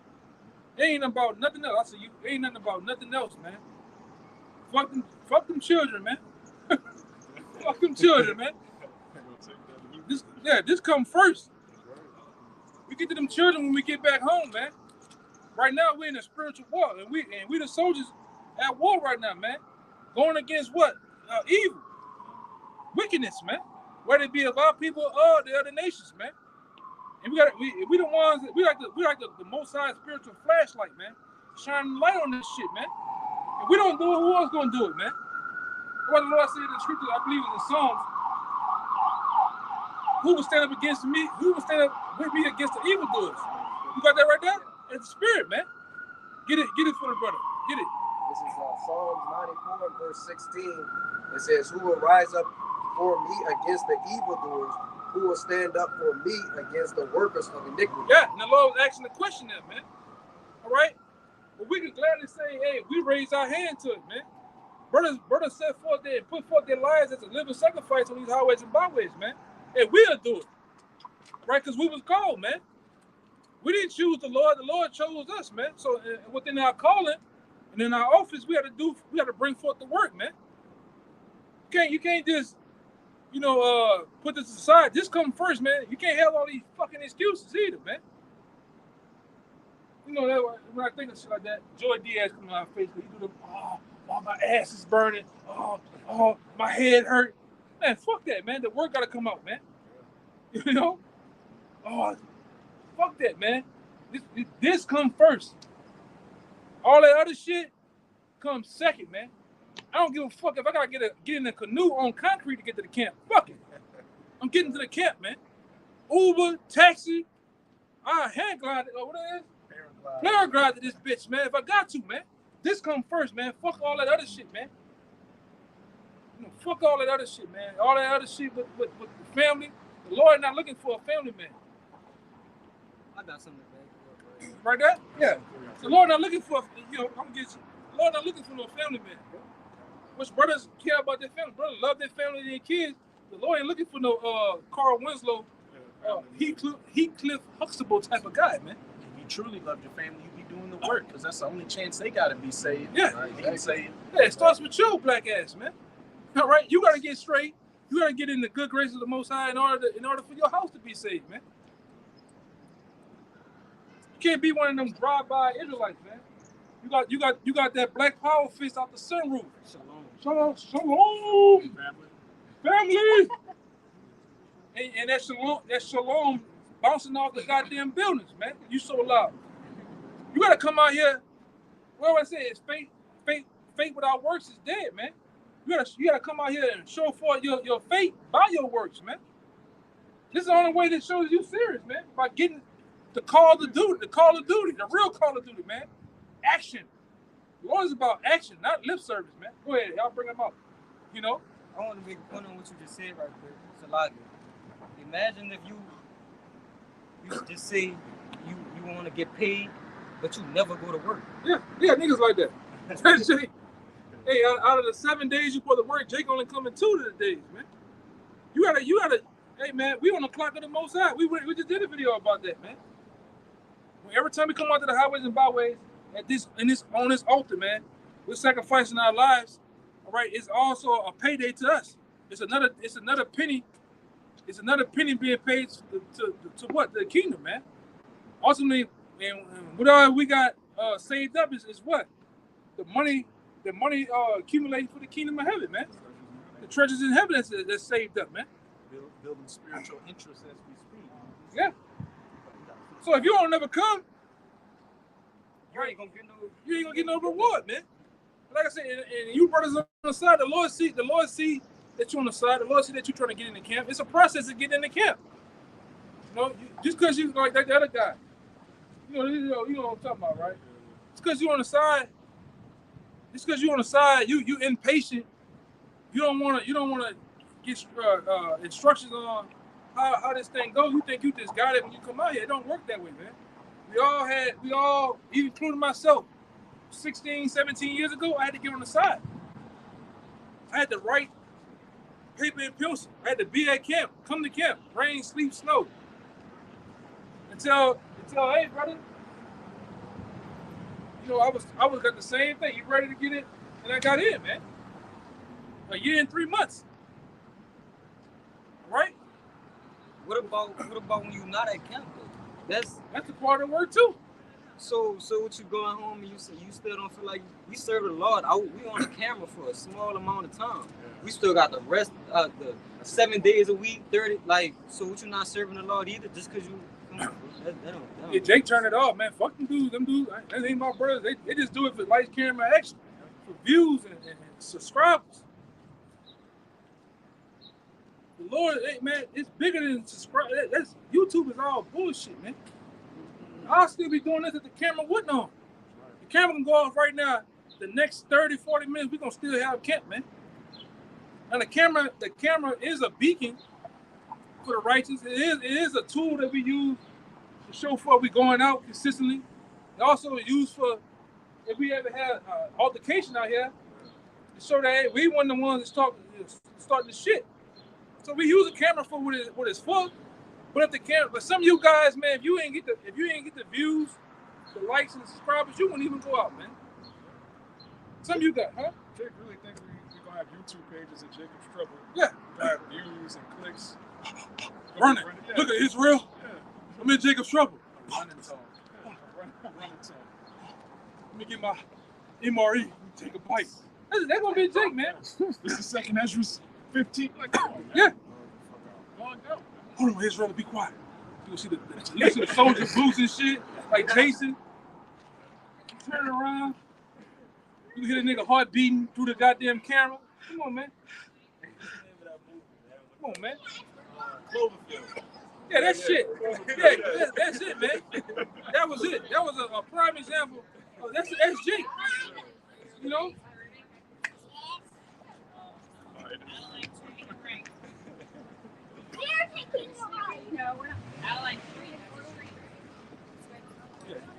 Jake want to vlog. You gonna have some idiot out there. He's gonna have his camera trying to vlog Jacob's Trouble. I'm trying to pull YouTube and shit, man. Soldiers, y'all, tanks. You know, you gonna have that 2/3 like Byron Cole. Look, y'all. If something happened to me, just let you know who done it. All right. Stupid, ain't it? The Lord gonna smoke guys like that, bro. Cloud chasers. You got cloud chasers, man. Guys, they wanna rub against, certain, Israelite brothers that, Men pleasers. Yeah, men pleasers, man. Respect the persons. The Lord don't deal with that shit, man. Lord don't deal with that shit, man. And you got those men. The men pleasers, man. I like you, I don't like you. But them two who you don't like and don't like, they fuck with each other. They brothers treat you. It's bullshit, man. I like this elder. I don't like that elder. Not with within anything, you have you got favorite colors and shit like that, but it's not that. Hey, I got you know, I like the apostles. I like Apostles of Heart. You know, I grew up on Apostles of Heart, Apostle Ron, Apostle Gabor, Apostle Ricard. But even out of them, I have a favorite brother. Like my favorite brother to me is the brother from LA. Like, you know, there's no spite to the brothers I came up with, Yahawah and them, and you know, the Houston camp and different brothers. You know, but I have my own from watching and learning. Even Elder Malcolm, Elder Malcolm and them. It's a certain spirits jam. Yeah, spirits jam. Certain things that you know, brothers learned and bounced off each other, man. That don't mean nothing. They're all your brothers. Yeah.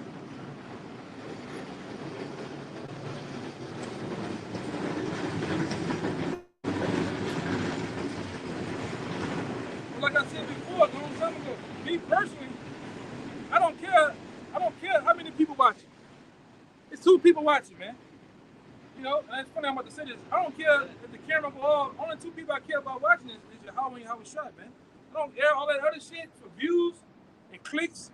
Like that shit, you can throw that shit away, man. You think those other men, because it was like we went into it before in the lesson. It was many more men that was talked about from throughout the books of Genesis to Revelation. It was more men that was. So you got certain men that didn't get their own book, like James, John, Matthew, Luke. It's many more men in the Lord, man. And then you best believe they weren't giving a fuck about it wasn't no clicks back then, but they weren't giving a hell about that, man. You know, they weren't giving a damn, man. You got to be the same way. Oh, I like that brother. He okay, cool. I might not, you know, I don't care. You know what I'm saying? Go ahead. I was gonna say, wasn't that what prophet was that? Was that Obadiah? That was like 100. He had 100 prophets in the cave. Yeah. That's 100 prophets with no books. Yeah. That's all I wanted to say. It was many men in the Lord, man. That wasn't just one. You know, just like the miracles of YAHAWASHI, it was many things YAHAWASHI did that wasn't written. It wouldn't even be able to be contained in a book. The Lord said back then, there are 7,000 men that I have basically reserved for myself that wouldn't even bow down to the foot of Baal. Where are those 7,000 men at? They're here. They're back today, man. 500 here, and the list goes on and on and on, man. You just got to be a brother that just put your head down and do the work. All that other shit, all the other distractions, man, the hell with it, man. It's important that you get it. Go ahead. What you about to say? Yeah, go ahead. It's the book of Galatians 1:10. For do I now persuade men or the Most High? Or do I seek to please men? Question mark. For if I please men, I should not be the servant of Hamashiach Yahushua. That's right. Bring that out again, man. That's on time. It's Galatians 1:10. That's on time right there. For do I persuade men? For do I now persuade men or the Yahweh Shem Yahushua? Question mark. Or do I seek to please men? Question mark. For if I yet please men, I should not be the servant of Hamashiach Yahushua. That's right. Like basically, you come to this thing trying to obtain knowledge and wisdom, just so you trying to be the best teacher. You know what I'm saying? Or trying to seek views or followers or things like that. You're in the wrong spirit. You know, you know what I'm saying? You know what I'm saying? He was about that shit, man. He wanted to be seen, man. Yeah, I was gonna say, yeah, bottom line is like, because bottom line is, hey, everything we do is glorify YAHAWASHI. You know what I'm saying? Every day we're supposed to glorify YAHAWASHI, because then he made this happen, not us. Because like you said earlier, like the Lord chose us. We didn't choose this, like it wasn't not part of our plan. The Lord burst our mind to do this, to use it as a mouthpiece. You know what I'm saying? They bring out his word out. That's all we is. We just vessels. I should let everything be done decently and in order too, man. It's an order to this thing. It's a way that you come in.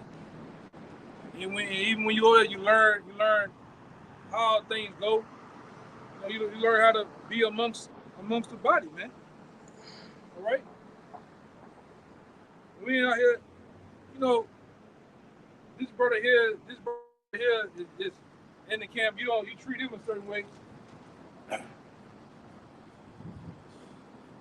Treat him a certain way. And then when a prominent brother come around, you You super duper, man. All right? You gotta.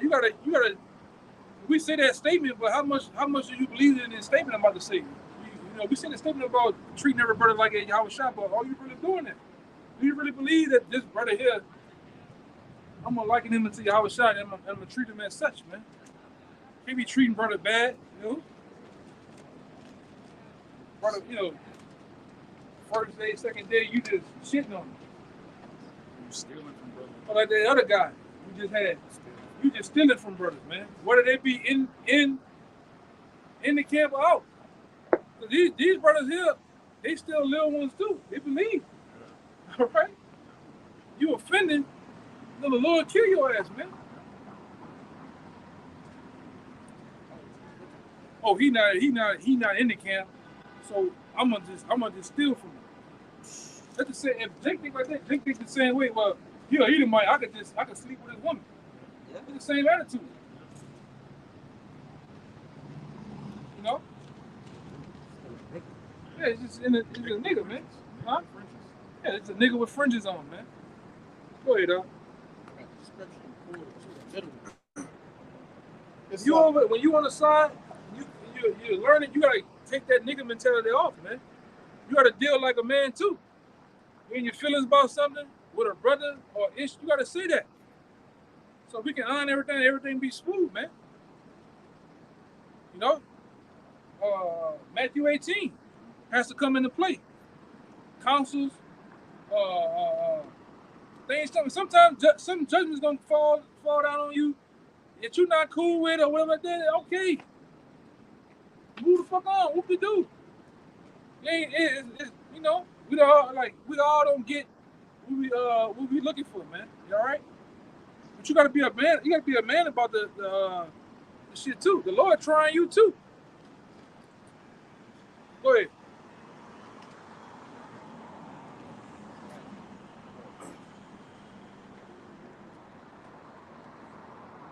I'm gone, man. Whole thing. I'm gone, bro. Yeah, this the backup. He got them Samuel's 11s on. He ain't thinking about it. Goddamn. He ain't thinking about nothing, bro. He on the date. Tell him. Go ahead, bro. Yeah, this the backup that one Banam brought out. This First Thessalonians chapter 2 verse 4. It says, "But as we were allowed of the Most High to be put in trust with the gospel, even so we speak, not as pleasing men, but our power which trieth our hearts." Key word is said allowed. It said allowed. Allowed, yeah. Allowed. Lord made us worthy to do this, man. Because they like, hey, you know what I'm saying? Hey, we was wicked, bro. Hey, we went on too. Yeah. Hey, by everybody, hey, amongst our people, hey, the Lord called us. You know what I'm saying? Hey, to be a trust, hey, to bring out this gospel. All right? That's why, hey, man, all credit goes to the Lord. At the end of the day, we got to give all credit to the Lord. Yeah, because at the end of the day, he made all this problem, not us. Yeah. You know? I got another one to back you up too. It's John 15. I'm gonna get that word ordained because it keep coming out. I'm gonna read it. It's John 15 and verse 16. It says, "Ye have not chosen me, but I have chosen you and ordained you that ye should go and bring forth fruit, and that your fruit should remain, that whatsoever ye shall ask of the Father in my name, he may give it unto you." And it's the word ordained in Strong's is G5087.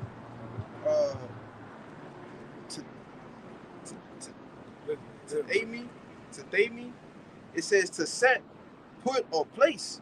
So as it's back in the John, it said the Lord ordained us. So he chose us out of the world, set us, ordained us to put in place to what? Preach this word, man. Bring forth the word, you know?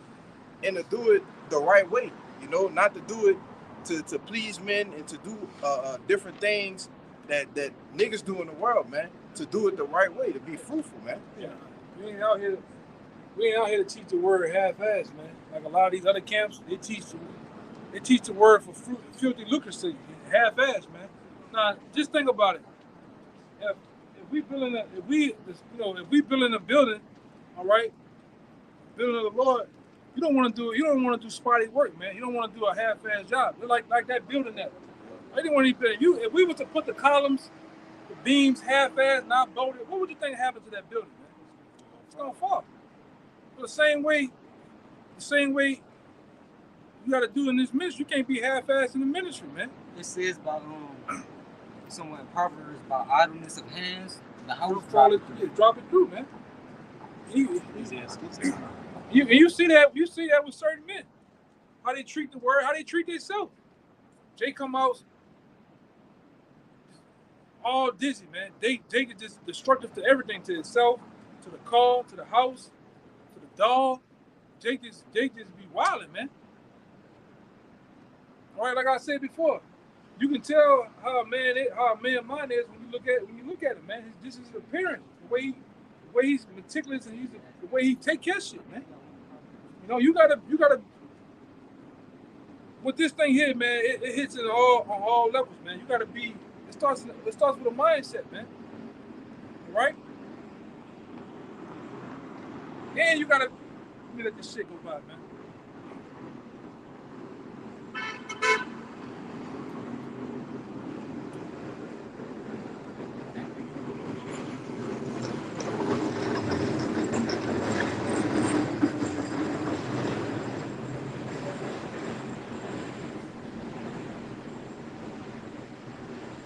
Jake is meticulous about a particular object, whether it be your car, even that PlayStation 5. I know Jakes in the world, they don't let a lick of dust get on that. I'm talking about, you see the dust do this. It might fall, Jake wiping it off. But the same thing with this word, you gotta take care of the word, man. You gotta take care of the ministry. Whether it be situation with brothers, yourself, you gotta take care of this thing, man. And not treat it like a side bitch. All right? You know how you do the side bitch, brother. You know how you do the side bitch. Get to it when you have time. Get to it whenever you feel like it, man. Man, 3 o'clock in the morning, I'm feeling frisky. Boop, boop, boop, boop, boop. Yeah, what's up? You know? Some Taco Bell, too. Yeah. Yeah, man. Yeah, I can come over. Yeah. I'm gonna get some late night Chinese too. You know, extra soy sauce. Duck sauce. Yeah, some duck sauce. I'll be over there. Leave the door unlocked. You know what I'm saying? But then you wham bam, thank you, ma'am. Then you don't You don't want to be seen with it. Yeah. That's how Jake treat the people. You don't want to be seen with the garment. You don't want to be seen by your boss. Well, brothers, man. Yeah, you don't want to be seen with brothers. I done seen guys that was once in brothers on the block with him.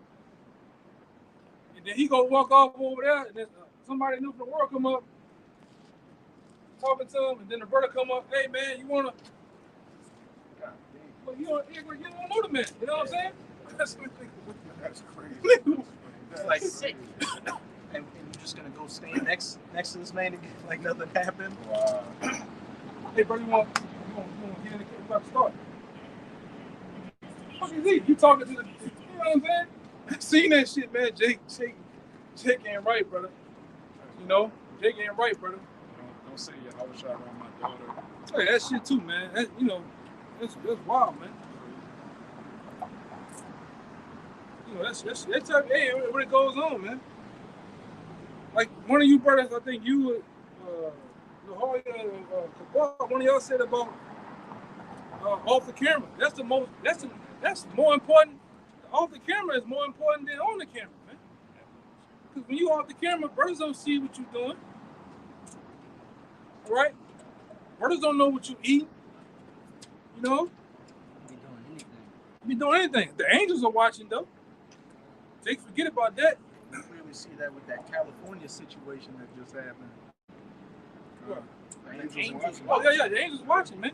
Sure. That same angel might be up in that window right there. Just look it, man. I just see the video on that, you know?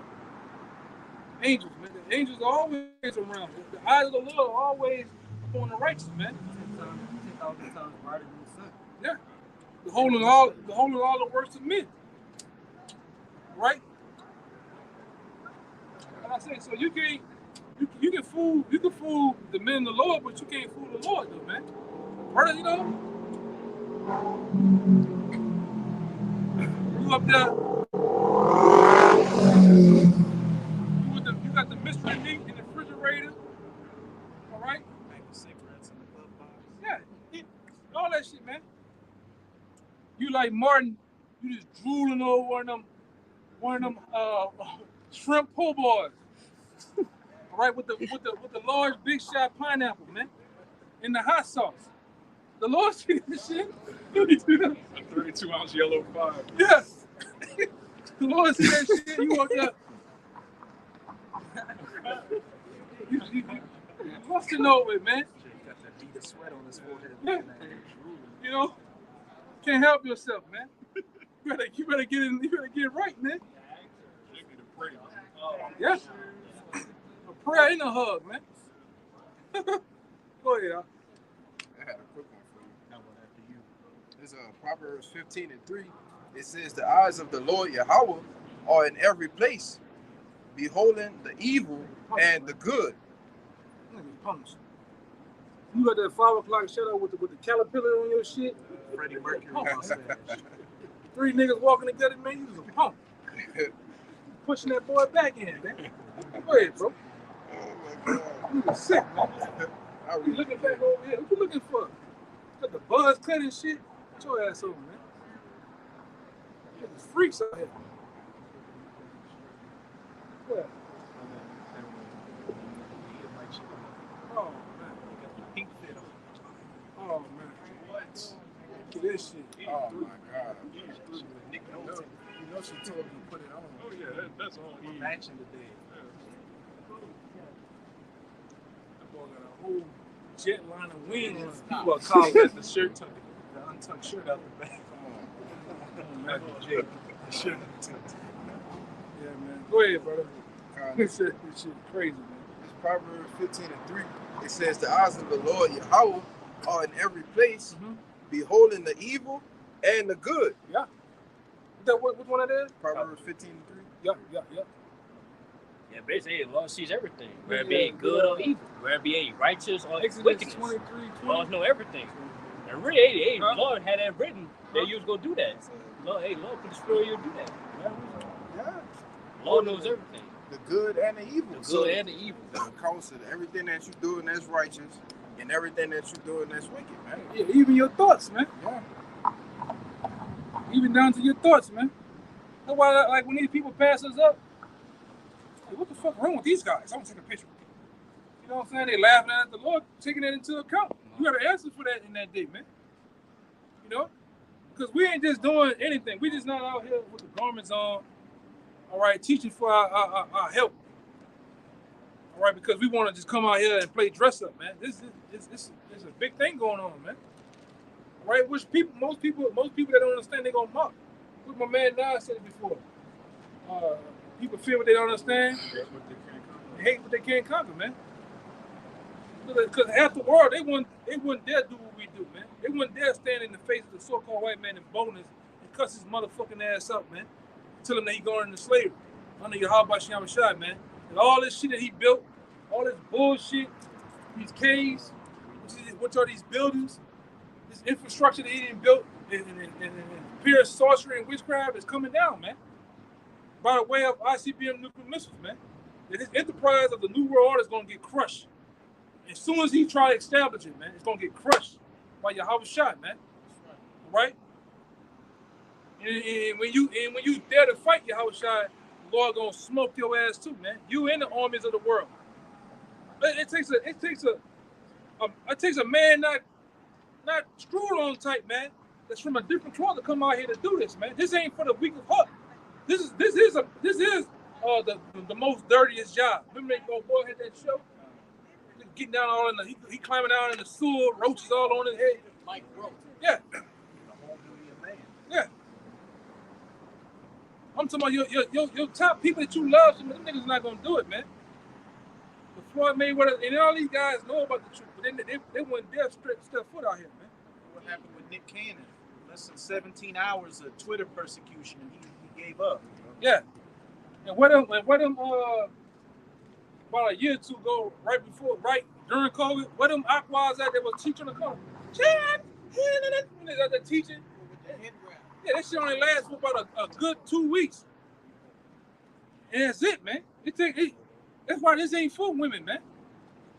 This ain't for a woman, bro. The Lord called men. All right? Women rule and do things on emotion. A man he's about analytics and logic, man. All right? You can't have your emotions in this right here. You can't. This ain't for your children out here. It takes men to come out here on these highways and byways. Man, it was 104 today. All right? It's 104. And we teaching, man. You gotta be cut different, man, to be out here. Consistently out here. And not them make-believe years too, man. A lot of you guys, well, I've been in the truth 47 years. How old you at? I'm 18. Wow. Where have you been, man? Okay. It's not adding up, man. Your walk, the way you talk, shit is not adding up, man. Be a bunch of group of niggas and you blend in and tell the difference. Can't tell the difference, man. You know?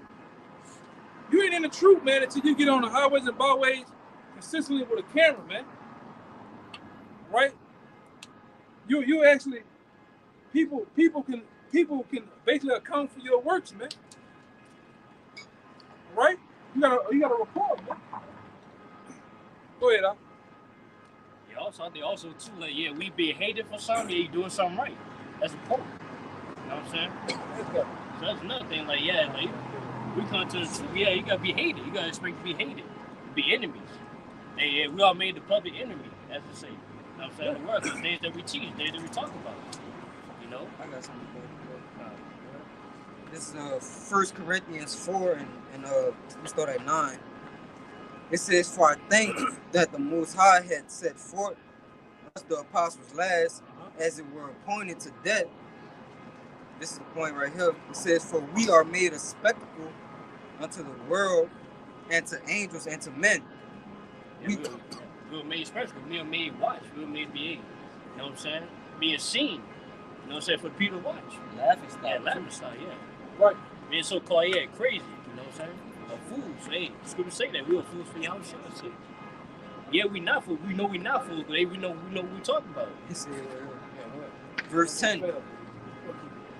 "We are fools for YAHAWASHI HaMashiach's sake, but ye are wise in Hamashiach. We are weak, but ye are strong. Ye are honorable, but we are despised." That's right. Yeah, we not much to the world, but yeah, to the Lord, hey, we are much more. You know what I'm saying? Hey, we honor. Lord willing, we'll be elect. At the end of the day, yeah, we don't care what the world got to say. You know what I'm saying? At the end of the day, it's all about what the Lord thinks about it.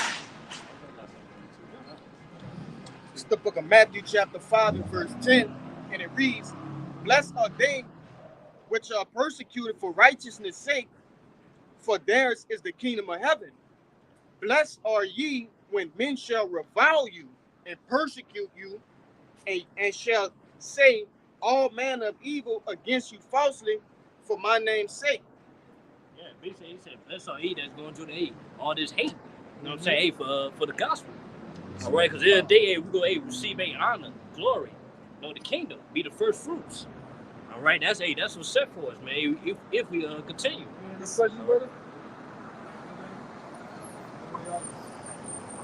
say that in here too. And this 1 Corinthians 4. I'm gonna skip to verse 12. It says, "And labor, working with our own hands, being reviled, we bless, being persecuted, we suffer it." Being persecuted, we suffer it. For what? YAHAWASHI's sake, bro. So we don't care about what the world got going on and what the world think. We doing this for a bigger purpose. Hey, it said, YAHAWASHI said itself, the world hated me, it's going to hate you too. It's going to hate you too, yeah. The world got no issues with that. Yeah, because really, they hate YAHAWASHI. They don't hate us, but then they don't know us. Yeah, they don't know us, but they hate the word that's being spoken. You know what I'm saying? Because we're in a society where they hate being told about themselves, you know, bad about themselves. So yeah, they hate that. But the scriptures, they tell them all about themselves. Hey, when you go into that word revile, back in that Matthew 5, it's G3679. And just backing up what you said they don't even know us. Yeah, they don't. It says of undeserved reproach. They don't even know us. Yeah. So, you know, therefore we don't even deserve the reproach that they're giving out. You see? What you got, right? And it says, but we suffer. Yeah, we suffer. Actually, it said we shall be hated of all nations. Yeah, they got a little bit more. I'm gonna read verse 13. That's 1 Corinthians 4:13. It says, being defamed, we entreat. We are made as the filth of the world and are the offscoring of all things unto this day. Yeah, being called, so hating, you know what I'm saying? What else? What's being called? Bums, this and that. Misogynist. Like, so forth, we being called all that, man. But yeah, we take it, we chill. Because every day, we kill that noise. You know what I'm saying? Because every day we know what we're talking about, even though we're about to receive. Exactly. You know what I'm saying? Even though everything's going to be destroyed anyway. You know what I'm saying? Like you always say, right? Hey, what's a dead man? Your dead man, yeah. That's it? I got one for you. Yeah, basically. Yeah. This is backing up the point again. This is Tobit 4:21. It says, and fear not, my son, that we are made poor, for thou hast much wealth, if thou fear YAHAWASHI, and depart from all sin, and do that which is pleasing in his sight. Yeah, like I say, hey, be blessed that you're made poor. We in a low condition. You know what I'm saying? In the day, because in the day, we're making that spiritual bank account. You know what I'm saying? But hey, we're going to see crowns. You know what I'm saying? We're going to be the first fruits. We see that blessing. You know what I'm saying? Many mansions. You know?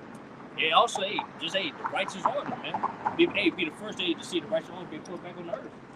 All right? If I can back you up, and like it says, that we are like, fear not, my son, that we are made poor, for thou hast much wealth, if thou fear YAHAWASHI.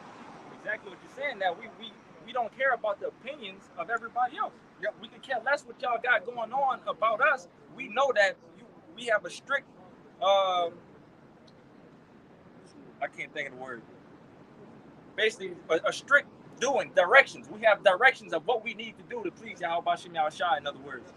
But we know that is what's going to, get us there. Our brothers up.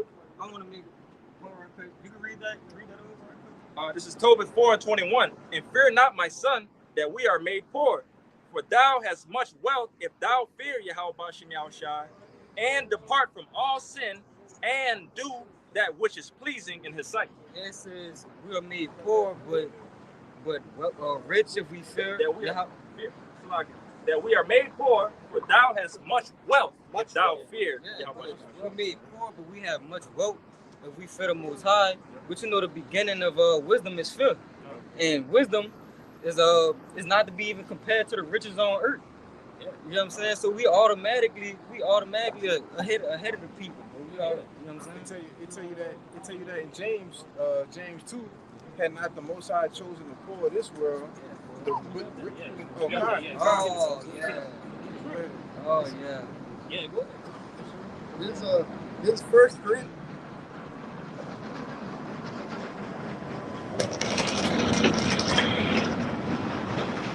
This is 1 Corinthians 1, verse 26.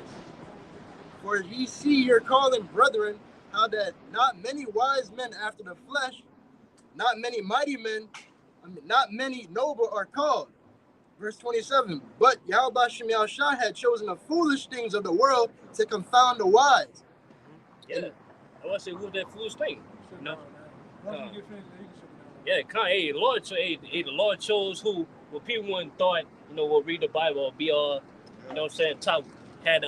top wisdom and knowledge. You know what I'm saying? Basically, the underdogs, in a sense. But the Lord did that, so he get the glorification. All right, because see, if you will call it being young boys, Jay-Z's or LeBron James, people will glorify them instead of the creator. All right? Yeah. A bunch of Jakes, for a bit, we're like, oh, Israel, when Kendrick Lamar came out, but where's that nigga at right now having a rap beef with another sodomite, bro? and they telling niggas get in rap beats and shit. They orchestrate the shit, you know? You good? Yeah, I'm good. Hey, so with that, hey, hope this camp, you know what I'm saying, will edify to those that's listening, that's watching. All right, now before we end this video, we will give our praises to YAHAWAH, bahasham, YAHAWASHI, bahasham, Microchip. The Apostle Elder GMS, and peace and mercy to Hopefully Lake. Yeah, ball. Ball. Ball.